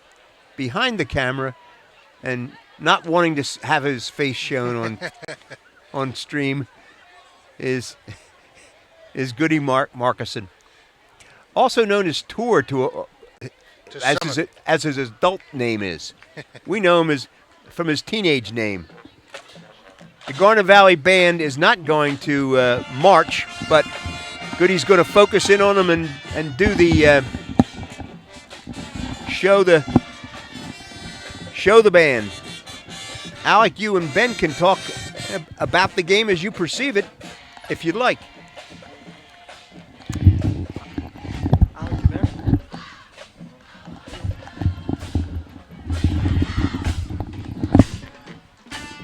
Hi everyone, this is Ben Hoyt. I'm with Alec Eskin, and today, it's not always sunny in Philadelphia here. No, it is not. It is not. It is a 42-7 lead for the Jaguars. Alec, what do you think of tonight's game? Well, nothing what I expected. I expected there to be a little bit of a letdown because of last week's game and the confidence going in. Same stuff tonight as last week. The ground game, like breaking down the door, and on defense, not letting them get any holes, anywhere, and of course the offense just keeps grinding. That's again. So the rain has affected the game a little bit with some sloppy play, penalties. What do you think of that? Well, yesterday after practice, Coach Ricky was saying that hey, this game's in the rain. This is our advantage. Let them worry about the rain and let them worry about playing us. We've got the advantage. Yeah. So for these past two games, these have both been blowouts. Do you think the next one against Haverford will be a blowout, or do you think it will be close? I think it's got to be close at this point. I think Garnet Valley will win, but it's going to be a close game. Haverford is a much better team than Ridley and Unionville. So now we turn it over to the Garnet Valley Band. Thanks.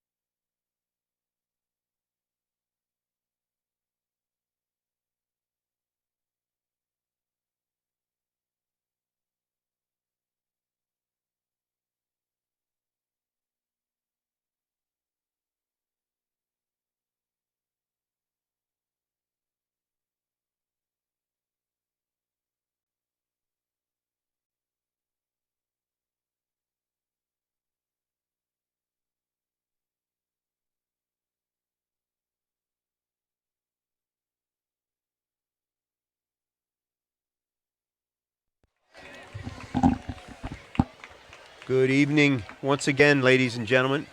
Garnet Valley leads 42-7 at halftime, and they will be receiving the kickoff here to start the second half. This has been a game, a very lopsided game, as lopsided as the score. Garnet Valley has stifled the Ridley offense. With its Garnet Valley's defense has stifled the Ridley offense. The Ridley defense has not been able to stop Garnet Valley, especially a lot of long breakaway things. And the one score that Ridley has is on a kickoff. So Garnet Valley's defense has not given up a touchdown yet this season. No. Bryce Stansfield the kick. Did we receive the first half? Yeah. Yes, they did. All right. That's how I was. You were confused to start the game? Yes, I was all right. confused to finish the half. Because All right. we're so used to seeing them defer and then. Bryce Stansfield to kick. Hassan Chandler in the middle. Yak Puso and Gale are also deep. Ball bounces to Chandler. He picks it up at the 10. He breaks loose, and he's up this sideline. Pulled out of bounds, finally by Matt Kane.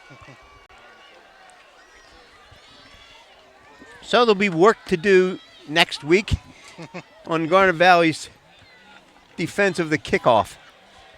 So clock will be running, so when the referee sets the ball and blows the whistle. Oh, a they're holding gonna walk penalty off a against holding Ridley. first. Ridley.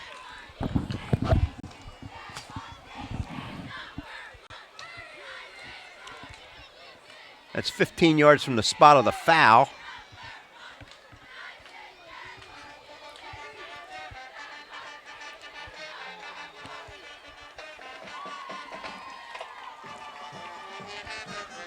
And walk off the 10.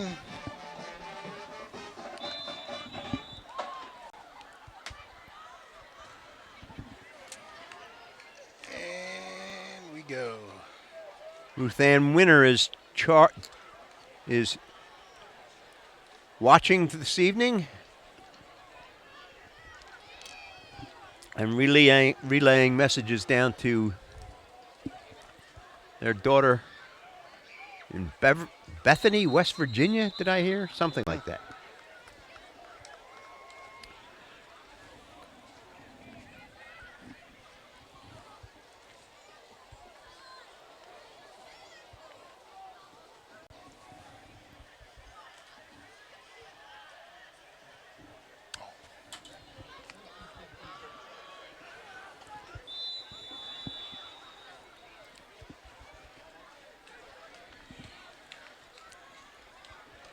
Our condolences go out to Jerry Montella and his wife Sue.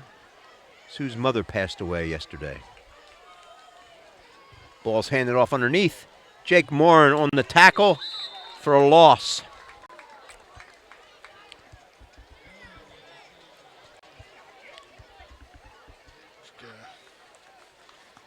Down on the sideline, Ryan Gallagher working out.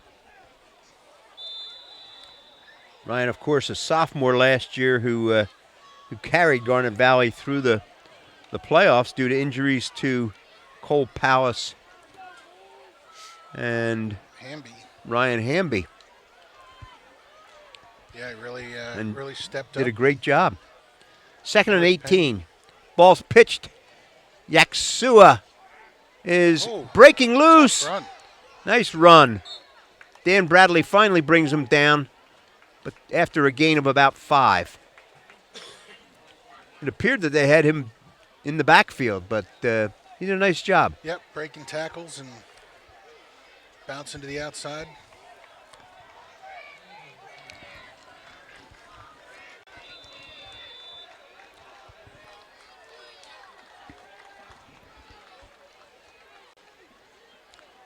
So 3rd and 7.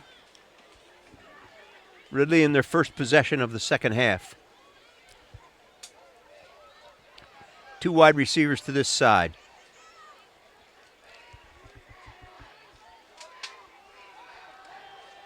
Ball's thrown to the outside, incomplete.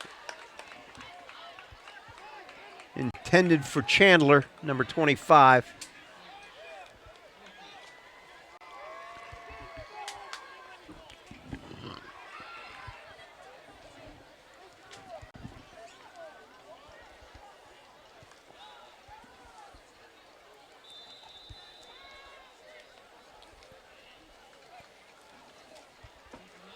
DiCamillo is the single safety. Are they coming again? No, they're not loaded up, but they almost. Turner gets it away, and it bounds out of bounds at the Garnet Valley 33-yard line.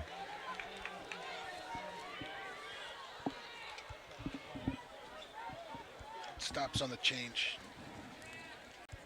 8:45 left to go in the third quarter. But the clock will run as soon as it's set. As soon as we hear the officials whistle.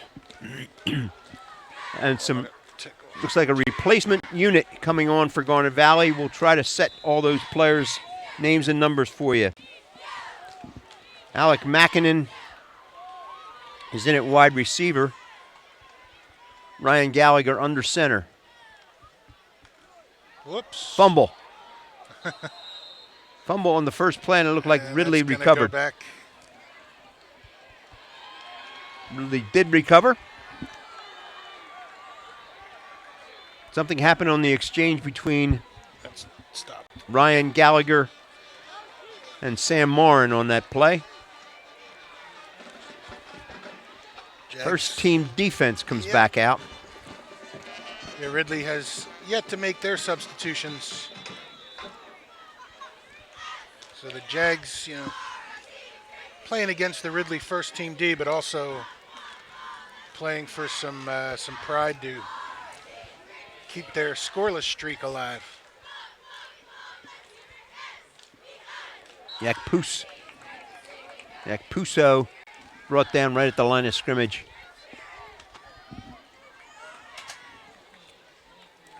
By Cade Brennan, who was playing inside.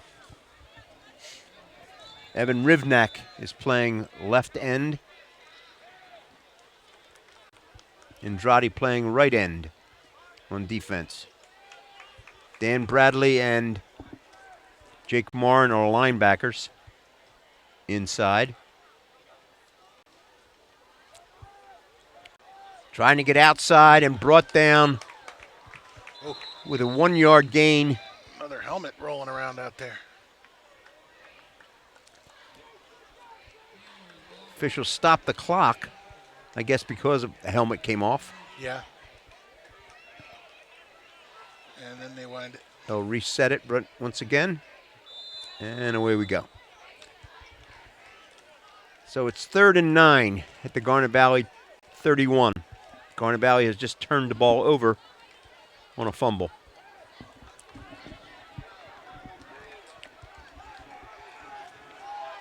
Greg Reynolds is in at on defense.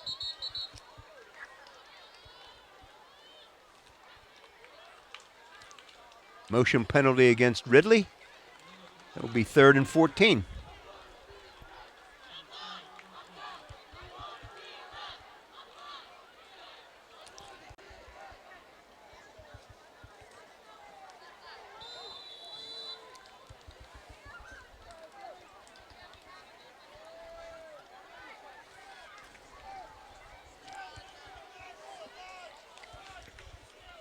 Shout out to Michelle Van Horn.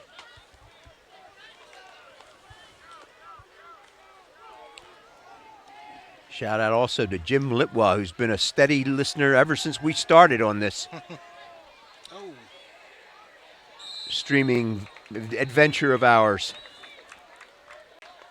Yakpuso makes the catch. It will be 4th down and about 4. 4th and 4. Earlier they were in 4th and 1 situation down at the goal line and didn't get the first down.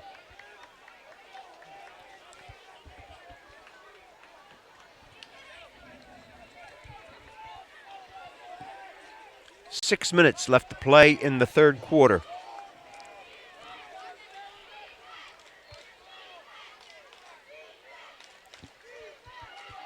Bakey keeps it himself and into the end zone.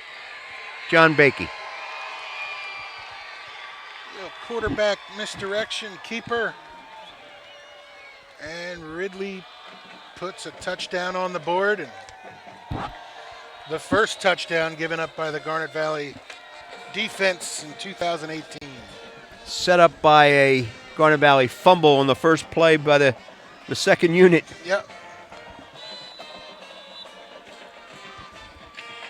At Garnet Valley's 31-yard line. Nate Warwick to kick. Kick is up. And it's good. So with just under 6 minutes left to play in the third quarter, Garnet Valley leads 42-14.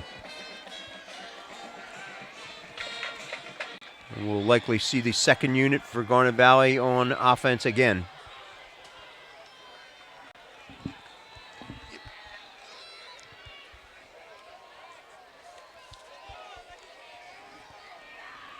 They're putting together a return team as well.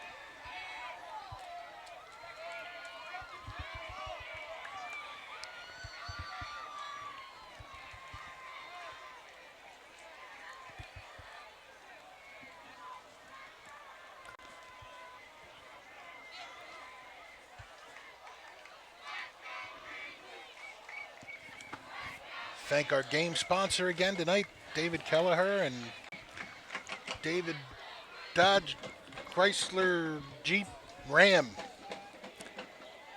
A lot of vehicles out there.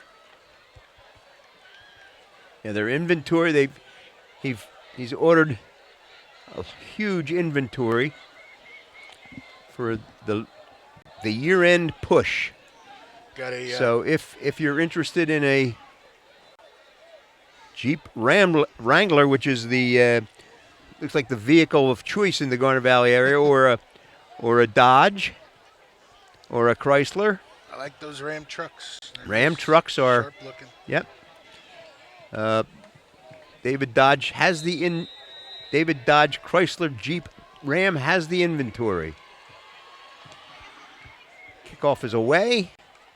Taken at the 20. Breaking straight up the middle.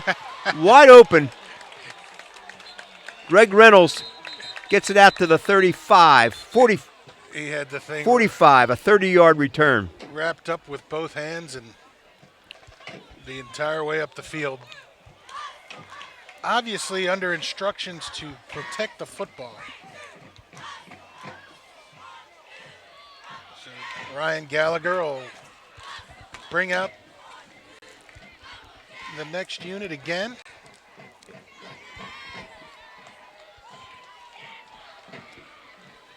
Get some of those numbers for you. JoJo Harrell will be in. Brendan Boyce.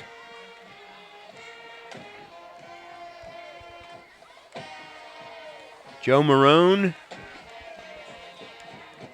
Oh, he had a Cole D'Annunzio. penalty that'll take it further into Ridley territory.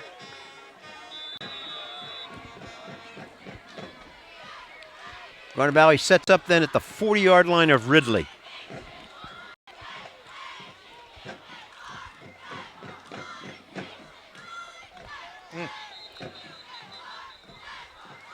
Well, Garnet Valley went back to the same play where there was an exchange problem prior to the Ridley touchdown, the fumble.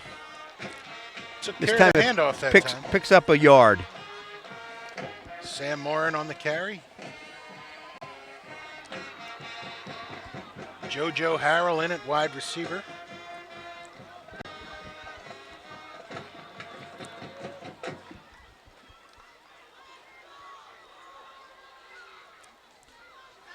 Second man through was Sam Morin. Brendan Boyce there. Brendan No, Boyce. Nope, I'm sorry. Sam Morin gave the ball back to the ref. Could have sworn Boyce was carrying it. 3rd and 6.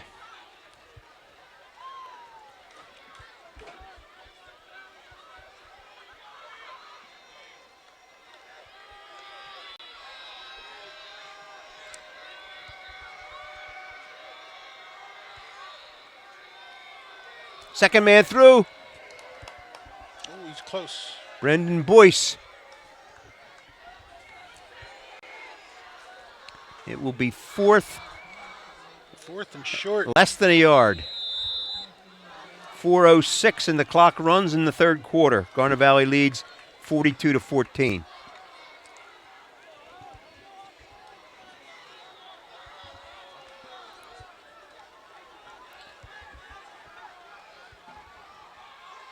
Gallagher under center. Nice. Hands off to Sam Martin, who breaks the line of scrimmage and goes into his second touchdown of the season. Sam Martin comes in needing a half a yard and went 31 for a touchdown. Sam 5'11", 190.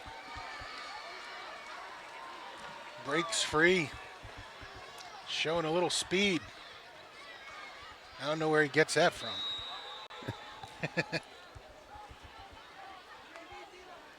Brother Jake will snap this.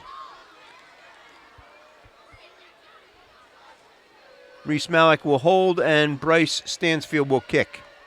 Oh, right through the hands of Bryce Malik. Bryce looks for a pass. Went right through the hands of Reese Malik. Bryce Stansfield picks it up. Does a very smart thing and just ate the football and get tackled.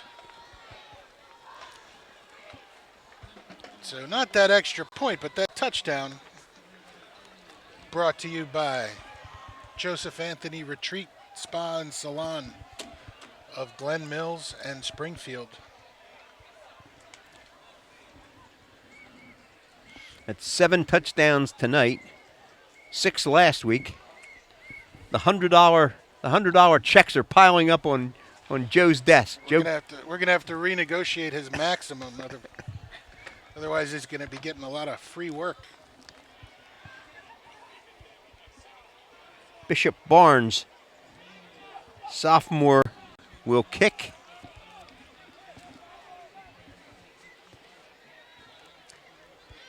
Second team line up in to defend this return.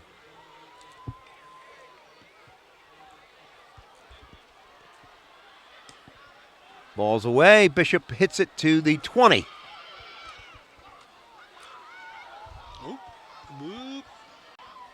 And brought down at the 35-yard line.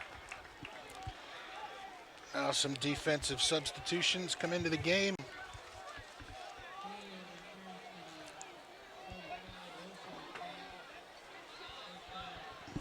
Number 70, Joe Marone in there on defense. Were both in on that kickoff. Shane O'Donohue in at free safety.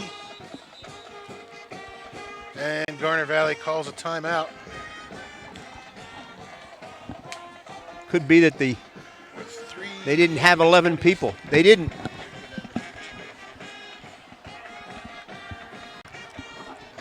Garnet Valley figured it would be tough to defend 11 people with only 10.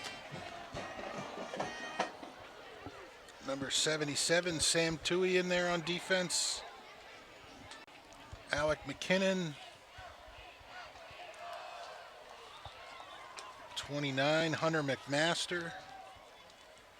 Number 20 out here, Hunter Bear. Got 2 Hunters on the defense right now.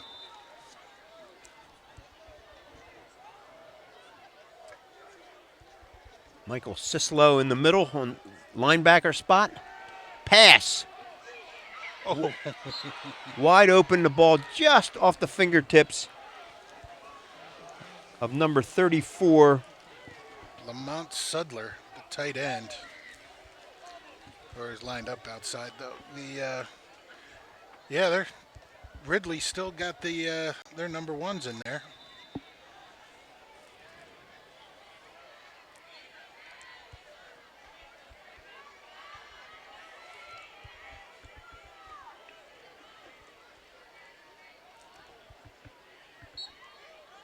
Good rush for about 5-yard gain.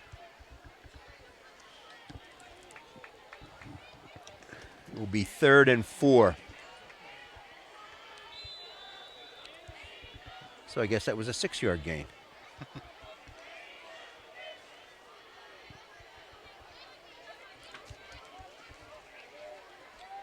(48-14). Garnet Valley leads with just over 2 minutes left to play in the 3rd quarter. Comes a run play, trying to get outside and getting the first down. Running hard, the ball's loose, comes out. and Garnet Valley has recovered.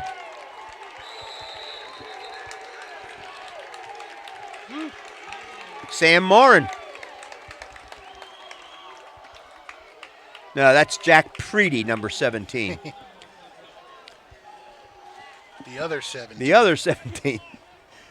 Jack Preedy. Garnet Valley takes over at its own 45-yard line. Ryan Gallagher, Sam Marn, and Brendan Boyce in the backfield. Look like they get about 20 guys on the line of scrimmage.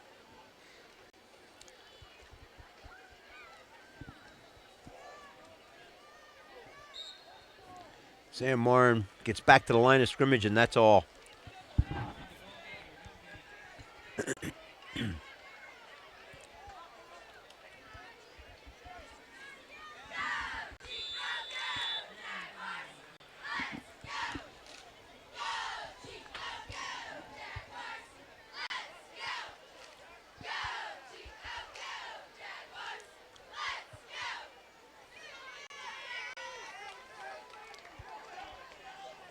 Counter does not work.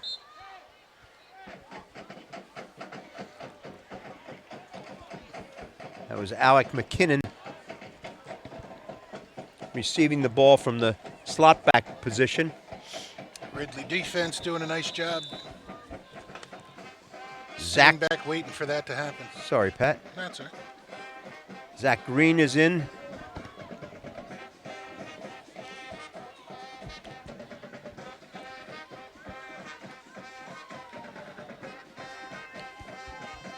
Ryan Gallagher checking the play. Keeps it himself. And just short of the first down. Well, might have got Second effort, he might have gotten it. tackled toward the first down. Could be, see what the spot looks like. I'm going to show him to be just short. 4th and a yard. And time runs out in the 3rd quarter. So Garnet Valley will still have the ball, 4th and 1 at the Ridley 46-yard line. Leading 48-14.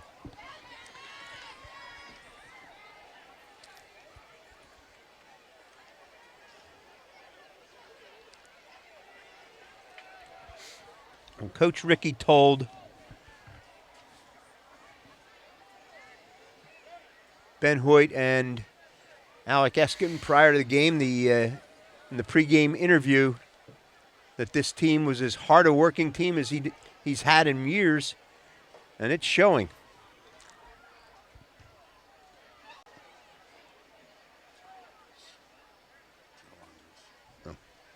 Shout out to our friend Joe Andres.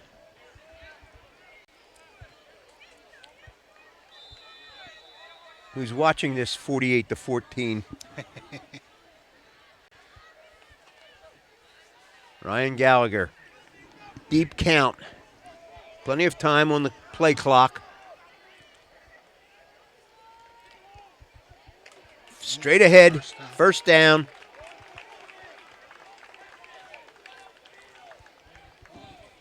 Brendan Boyce. Garnet Valley's just controlling the line of scrimmage on each side of the line of scrimmage. Yeah, I mean, even with these backups in, and these Ridley first teamers are worn out, and the Jags are all fresh and new here, but still pretty impressive that they're moving the ball like this.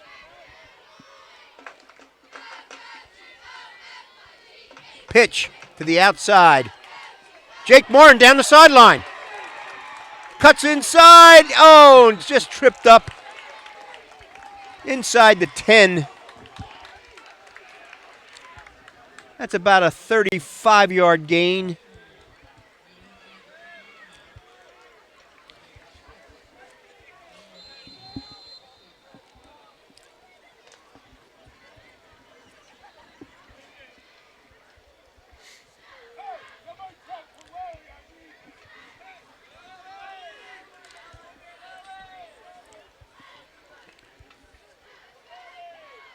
Sam Marn and Brendan Boyce in the backfield behind Ryan Gallagher.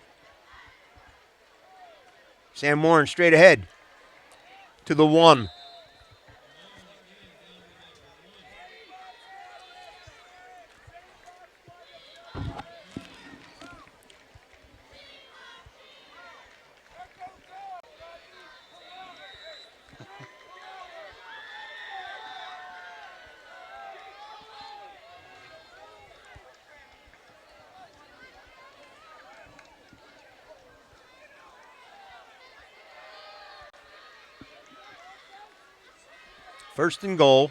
Second and goal.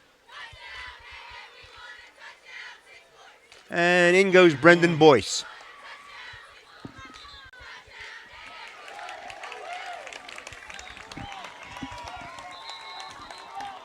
Garnet Valley leads 54 to 14. 10 minutes remaining. 10, 12.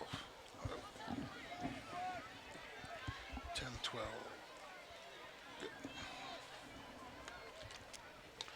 Oh, and last. Ridley player right on the goal line. Seems to be in a great deal of pain. Yeah, this is what you don't want in a game like this. Is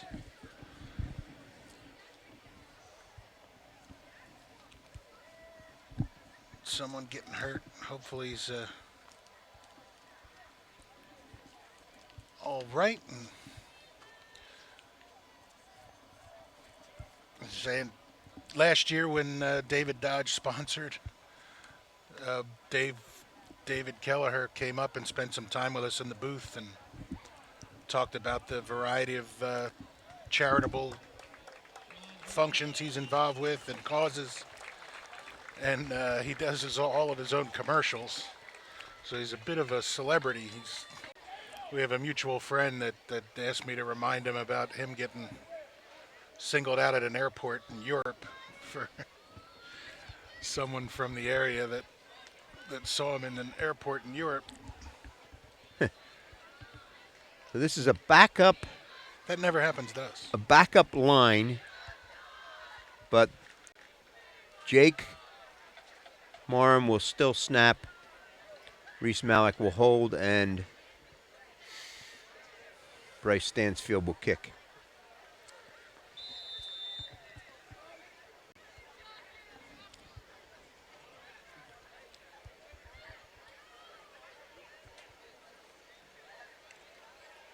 And the kick is good. Garnet Valley leads 55-14. 55-14.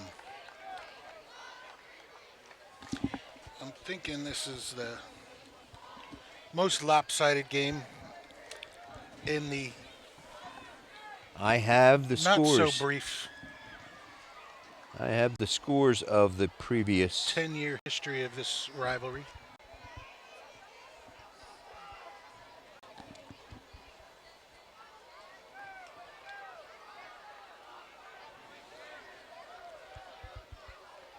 And you got to think Ridley will turn this thing around at some point. Maybe just a down year and struggling with numbers on the team, and lost a lot to graduation last year, and always go through a little rebuilding mode. Garnet Valley has twice put up 42 points against Ridley, back in 2008 and 2013. But this is by far the biggest margin. Bishop Barnes kicks it. Ball's fielded at the 13. Up the middle. And brought down over on the Ridley sideline.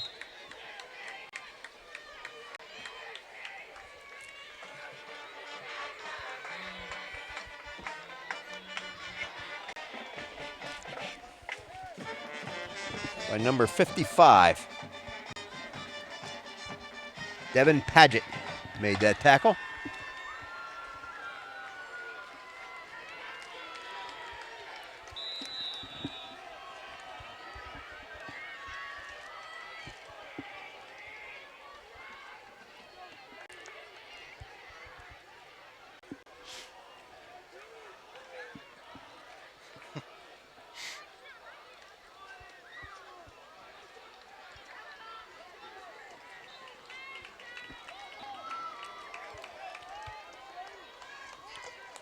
It was Dylan Staley, number 28, the ball carrier. Ridley finally going with some backups in there. Sean Kennedy, 5'11", 171-pound junior, now in at quarterback.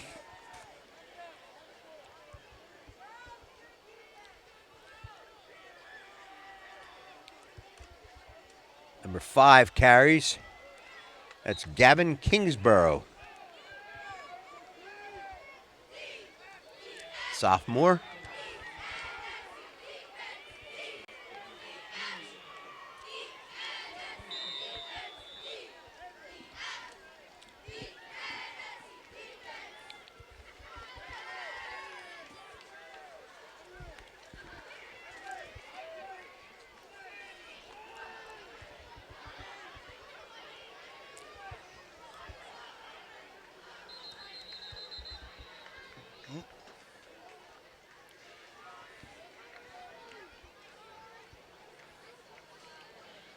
This guy.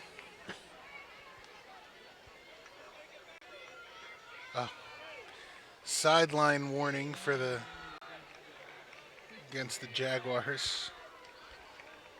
Jeez. Okay. That's he's pointing at this far end of the field down here. Throwing it up. And the closest man to it was a Garnet Valley player. We can't see that number. There's a flag out And there's there a flag. too. Yeah, Looks like a pass interference. pass interference against Garnet Valley. That must have happened earlier in the play because there was separation when the ball was in play.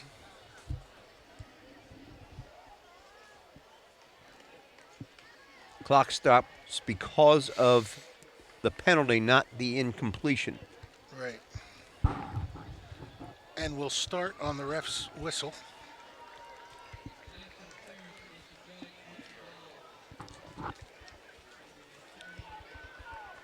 Ball's at the Garnet Valley 29-yard line. The Ridley second unit versus the Garnet Valley second unit. Ball's loose and recovered by Sean Kennedy.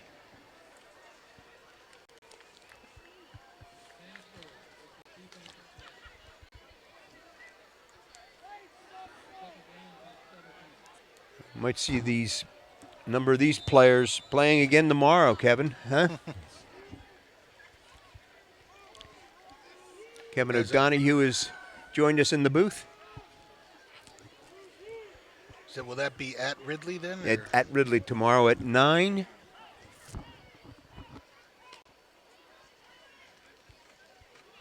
Ball's handed off up the middle. Preedy makes the tackle.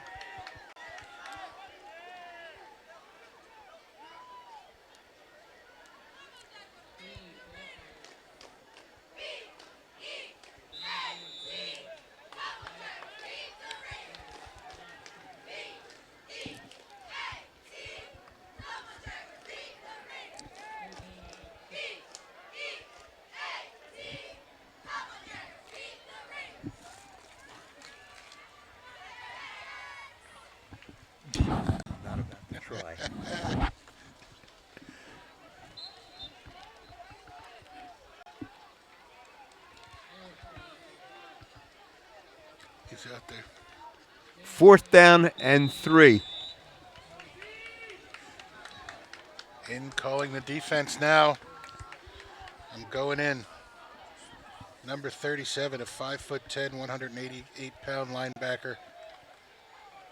Bavish Pamadimukala for your Garnet Valley Jaguars. Ball snap low. Doesn't matter whether Garnet Valley recovers or not. It was 4th down. Ball goes over.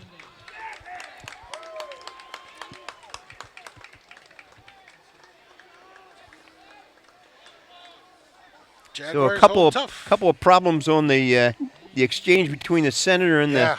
the quarterback on that series. To say the least, yeah, in the shotgun and even under center, just not getting there. Garnet Valley takes over at its own 24-yard line. Out over the ball. Ryan Gallagher is the quarterback.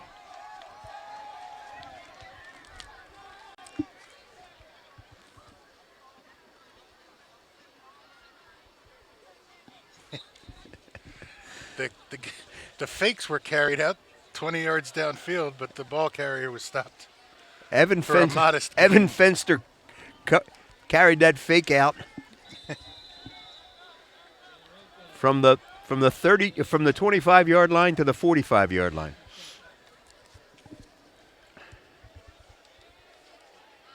Devin Paget is in.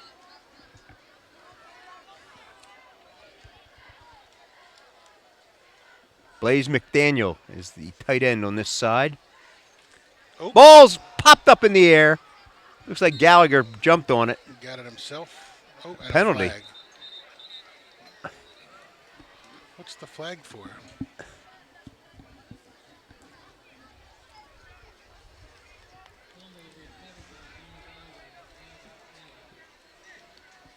There was a fumble.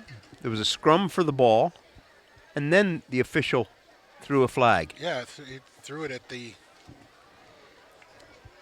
right where the pile up was for the ball. He waves it off. Picking it up. This is,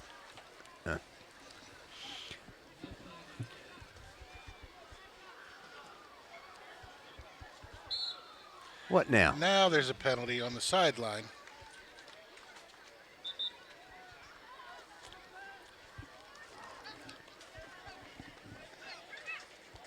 Sideline penalty. Sideline penalty. He must have heard something he didn't like, and that's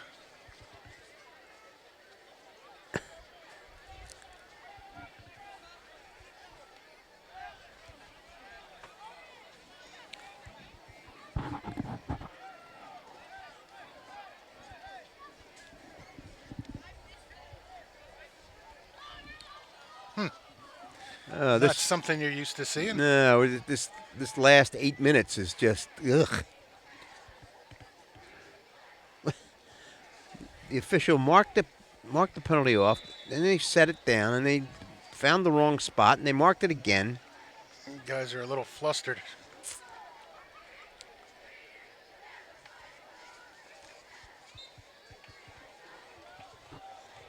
Sam Martin tripped up. No, it was number 46.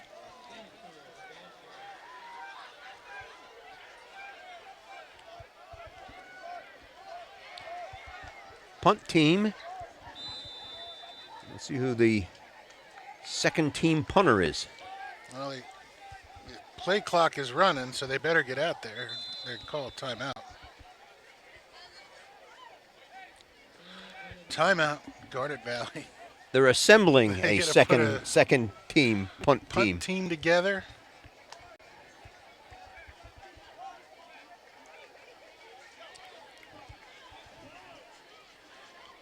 Be very interested to learn about what that exchange of ideas was on the sideline that led to the Nice choice of words. Exchange of ideas.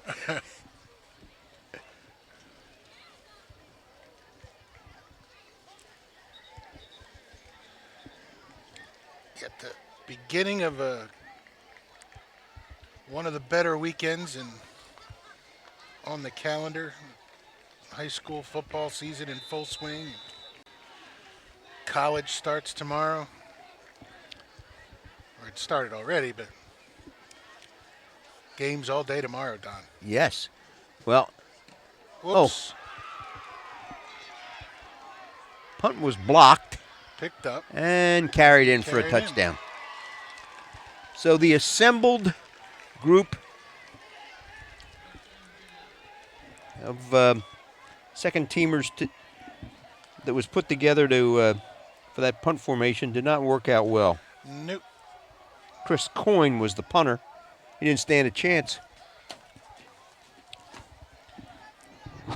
Yeah, as I said earlier, granddaughter Jordan's in Charlotte, North Carolina, where West Virginia is playing Tennessee in what is logistically a center point for the two teams. Garnet Valley's got a baseball team out there for the extra point. 9 players. Yeah. Penn State starts tomorrow. Yep. Temple Villanova is tomorrow. Temple Villanova at noon. Couple of Brandon Hintner, the starting right tackle for Villanova. Donahue. Matt's done. Matt Oh, is he? graduated. Yeah. Yep.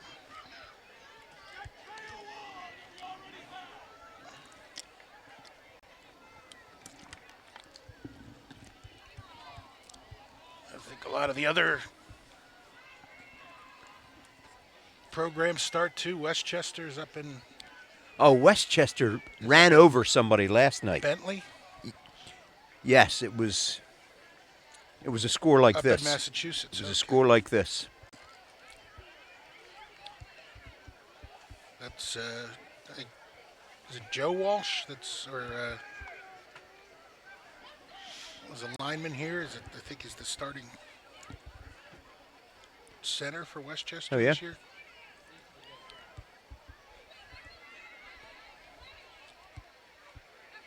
I know John DePasquale is on the team.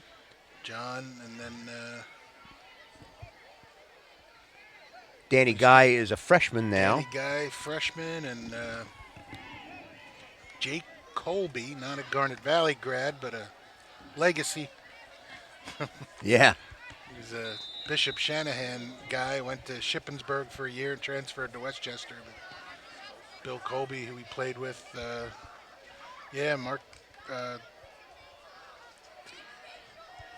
Mark Skulski's son, was also a quarterback at Shanahan. Is he at Westchester? Nick, did he go to Westchester?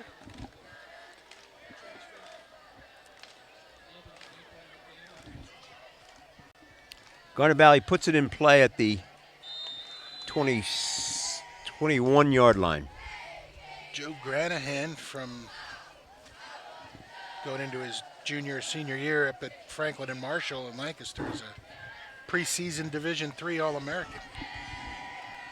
I think isn't Charlie Coslett with F&M as well? Coslett's there, and the other middle linebacker from a couple of years ago.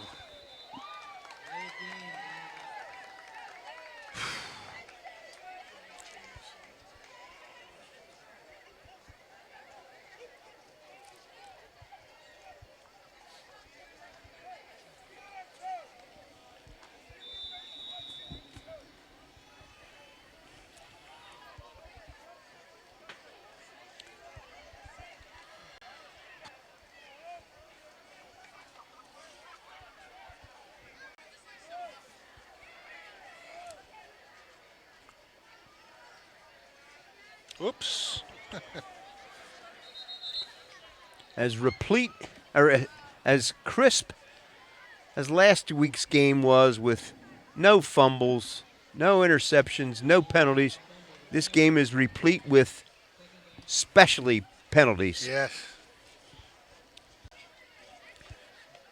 That's the second pitch out that went through the receiver's hands. It's 2nd and 20. at the 9, at Garnet Valley's own 9.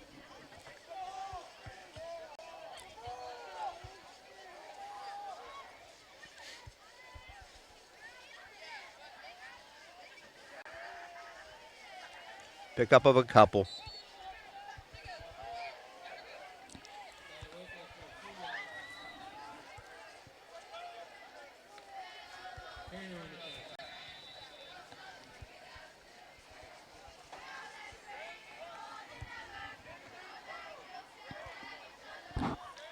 Third and 20.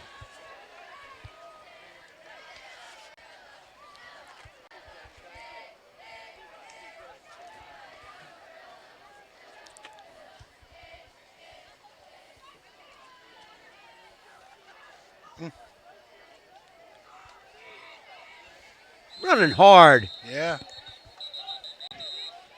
Still playing tough.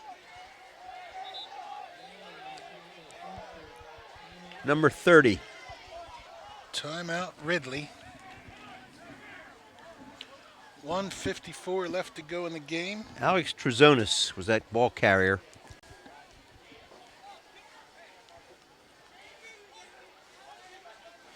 Nice hard run. It is 4th and 11. Let's see if this punt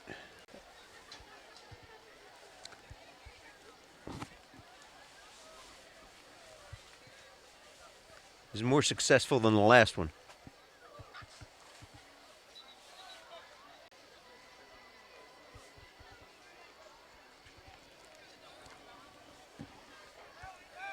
Chris Coyne back to punt.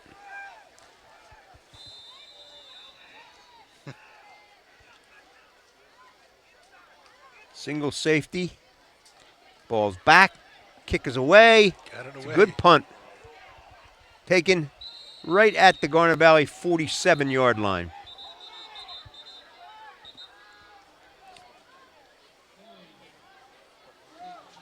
Personal foul, roughing the kicker. On Ridley. It's 15 First yards down. and a first down.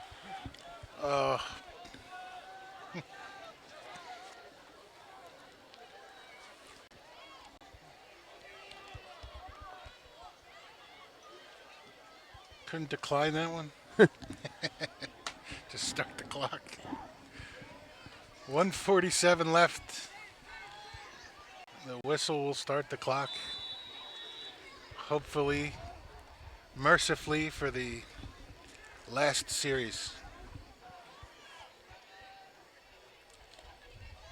Gallagher pitches it, fumbled again. Oh boy, this has not been fun to watch these last 8 minutes. Well, yeah, let's focus on the team effort in the first 2.5 quarters of this game.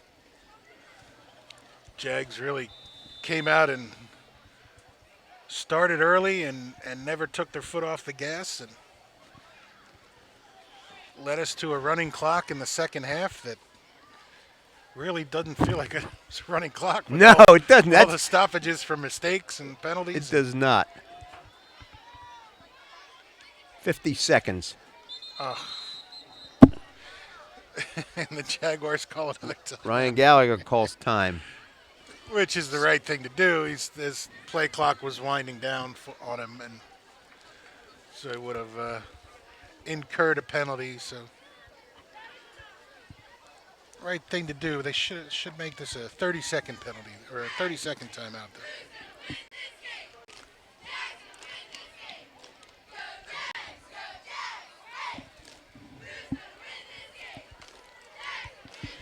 So the Jags will start out 2-0 and 1-0 in the Central League. Heading up to A.J. Cornog Yep. Field at Haverford. I know Haverford beat Chester last week, 26-12.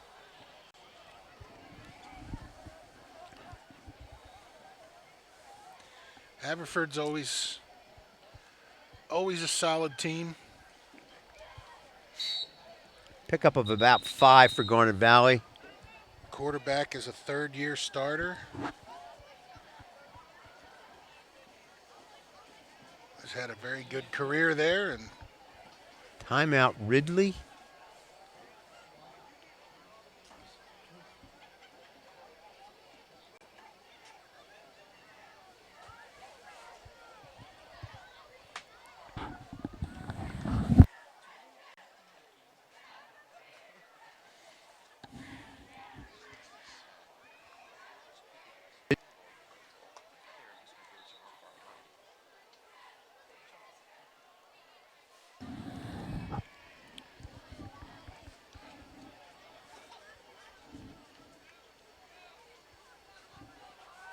.42 seconds left to play. Garnet Valley leads 55-21.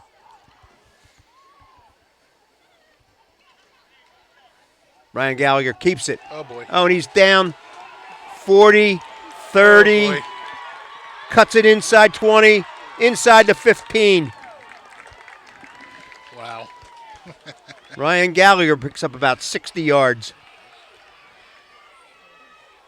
The two interesting lines in the stats this weekend will be Garnet Valley's rushing totals Yeah. and the penalties overall for both teams. And penalty yardage for both teams.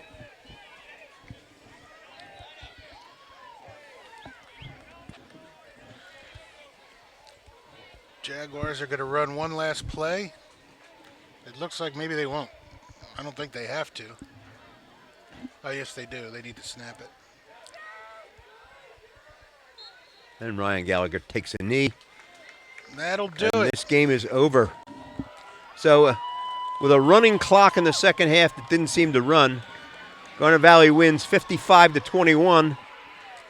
And now they're 9-3 against Ridley in the In the series. series. Garnet Valley goes to 2-0 and travels to Haverford next week. Ridley goes to 0-2. Wow, that's not something they're used to, I don't think. And I'm sure they will. Ridley will be back. Maybe not this year, but I'm sure it won't take long. I think Ridley gets Springfield next week, too. Oh, wow. I believe. Yeah. Springfield lost a lot to graduation, but their quarterback is back, and they definitely playing on a mission. They're looking to three-peat in the Central League. Yep. So the Jags have a date with them. Surely goes, what, Haverford next week? Marple? Haverford, then Marple, then Harrington. at home, and then I think Lower Merion, and then Springfield. Something like that. Springfield towards the end of Yeah. the month. So, well, if anybody's still listening, well, We're just talking to each other. thank our man Goody behind the camera and Cade Marcuson for his help. And, of course, the outstanding work of our producers and on-air talents, Ben Hoyt and Alec Eskin. For Don Mink, I'm Pat Patterson. We'll see you next week from Haverford. Good night, all. Good night, everybody.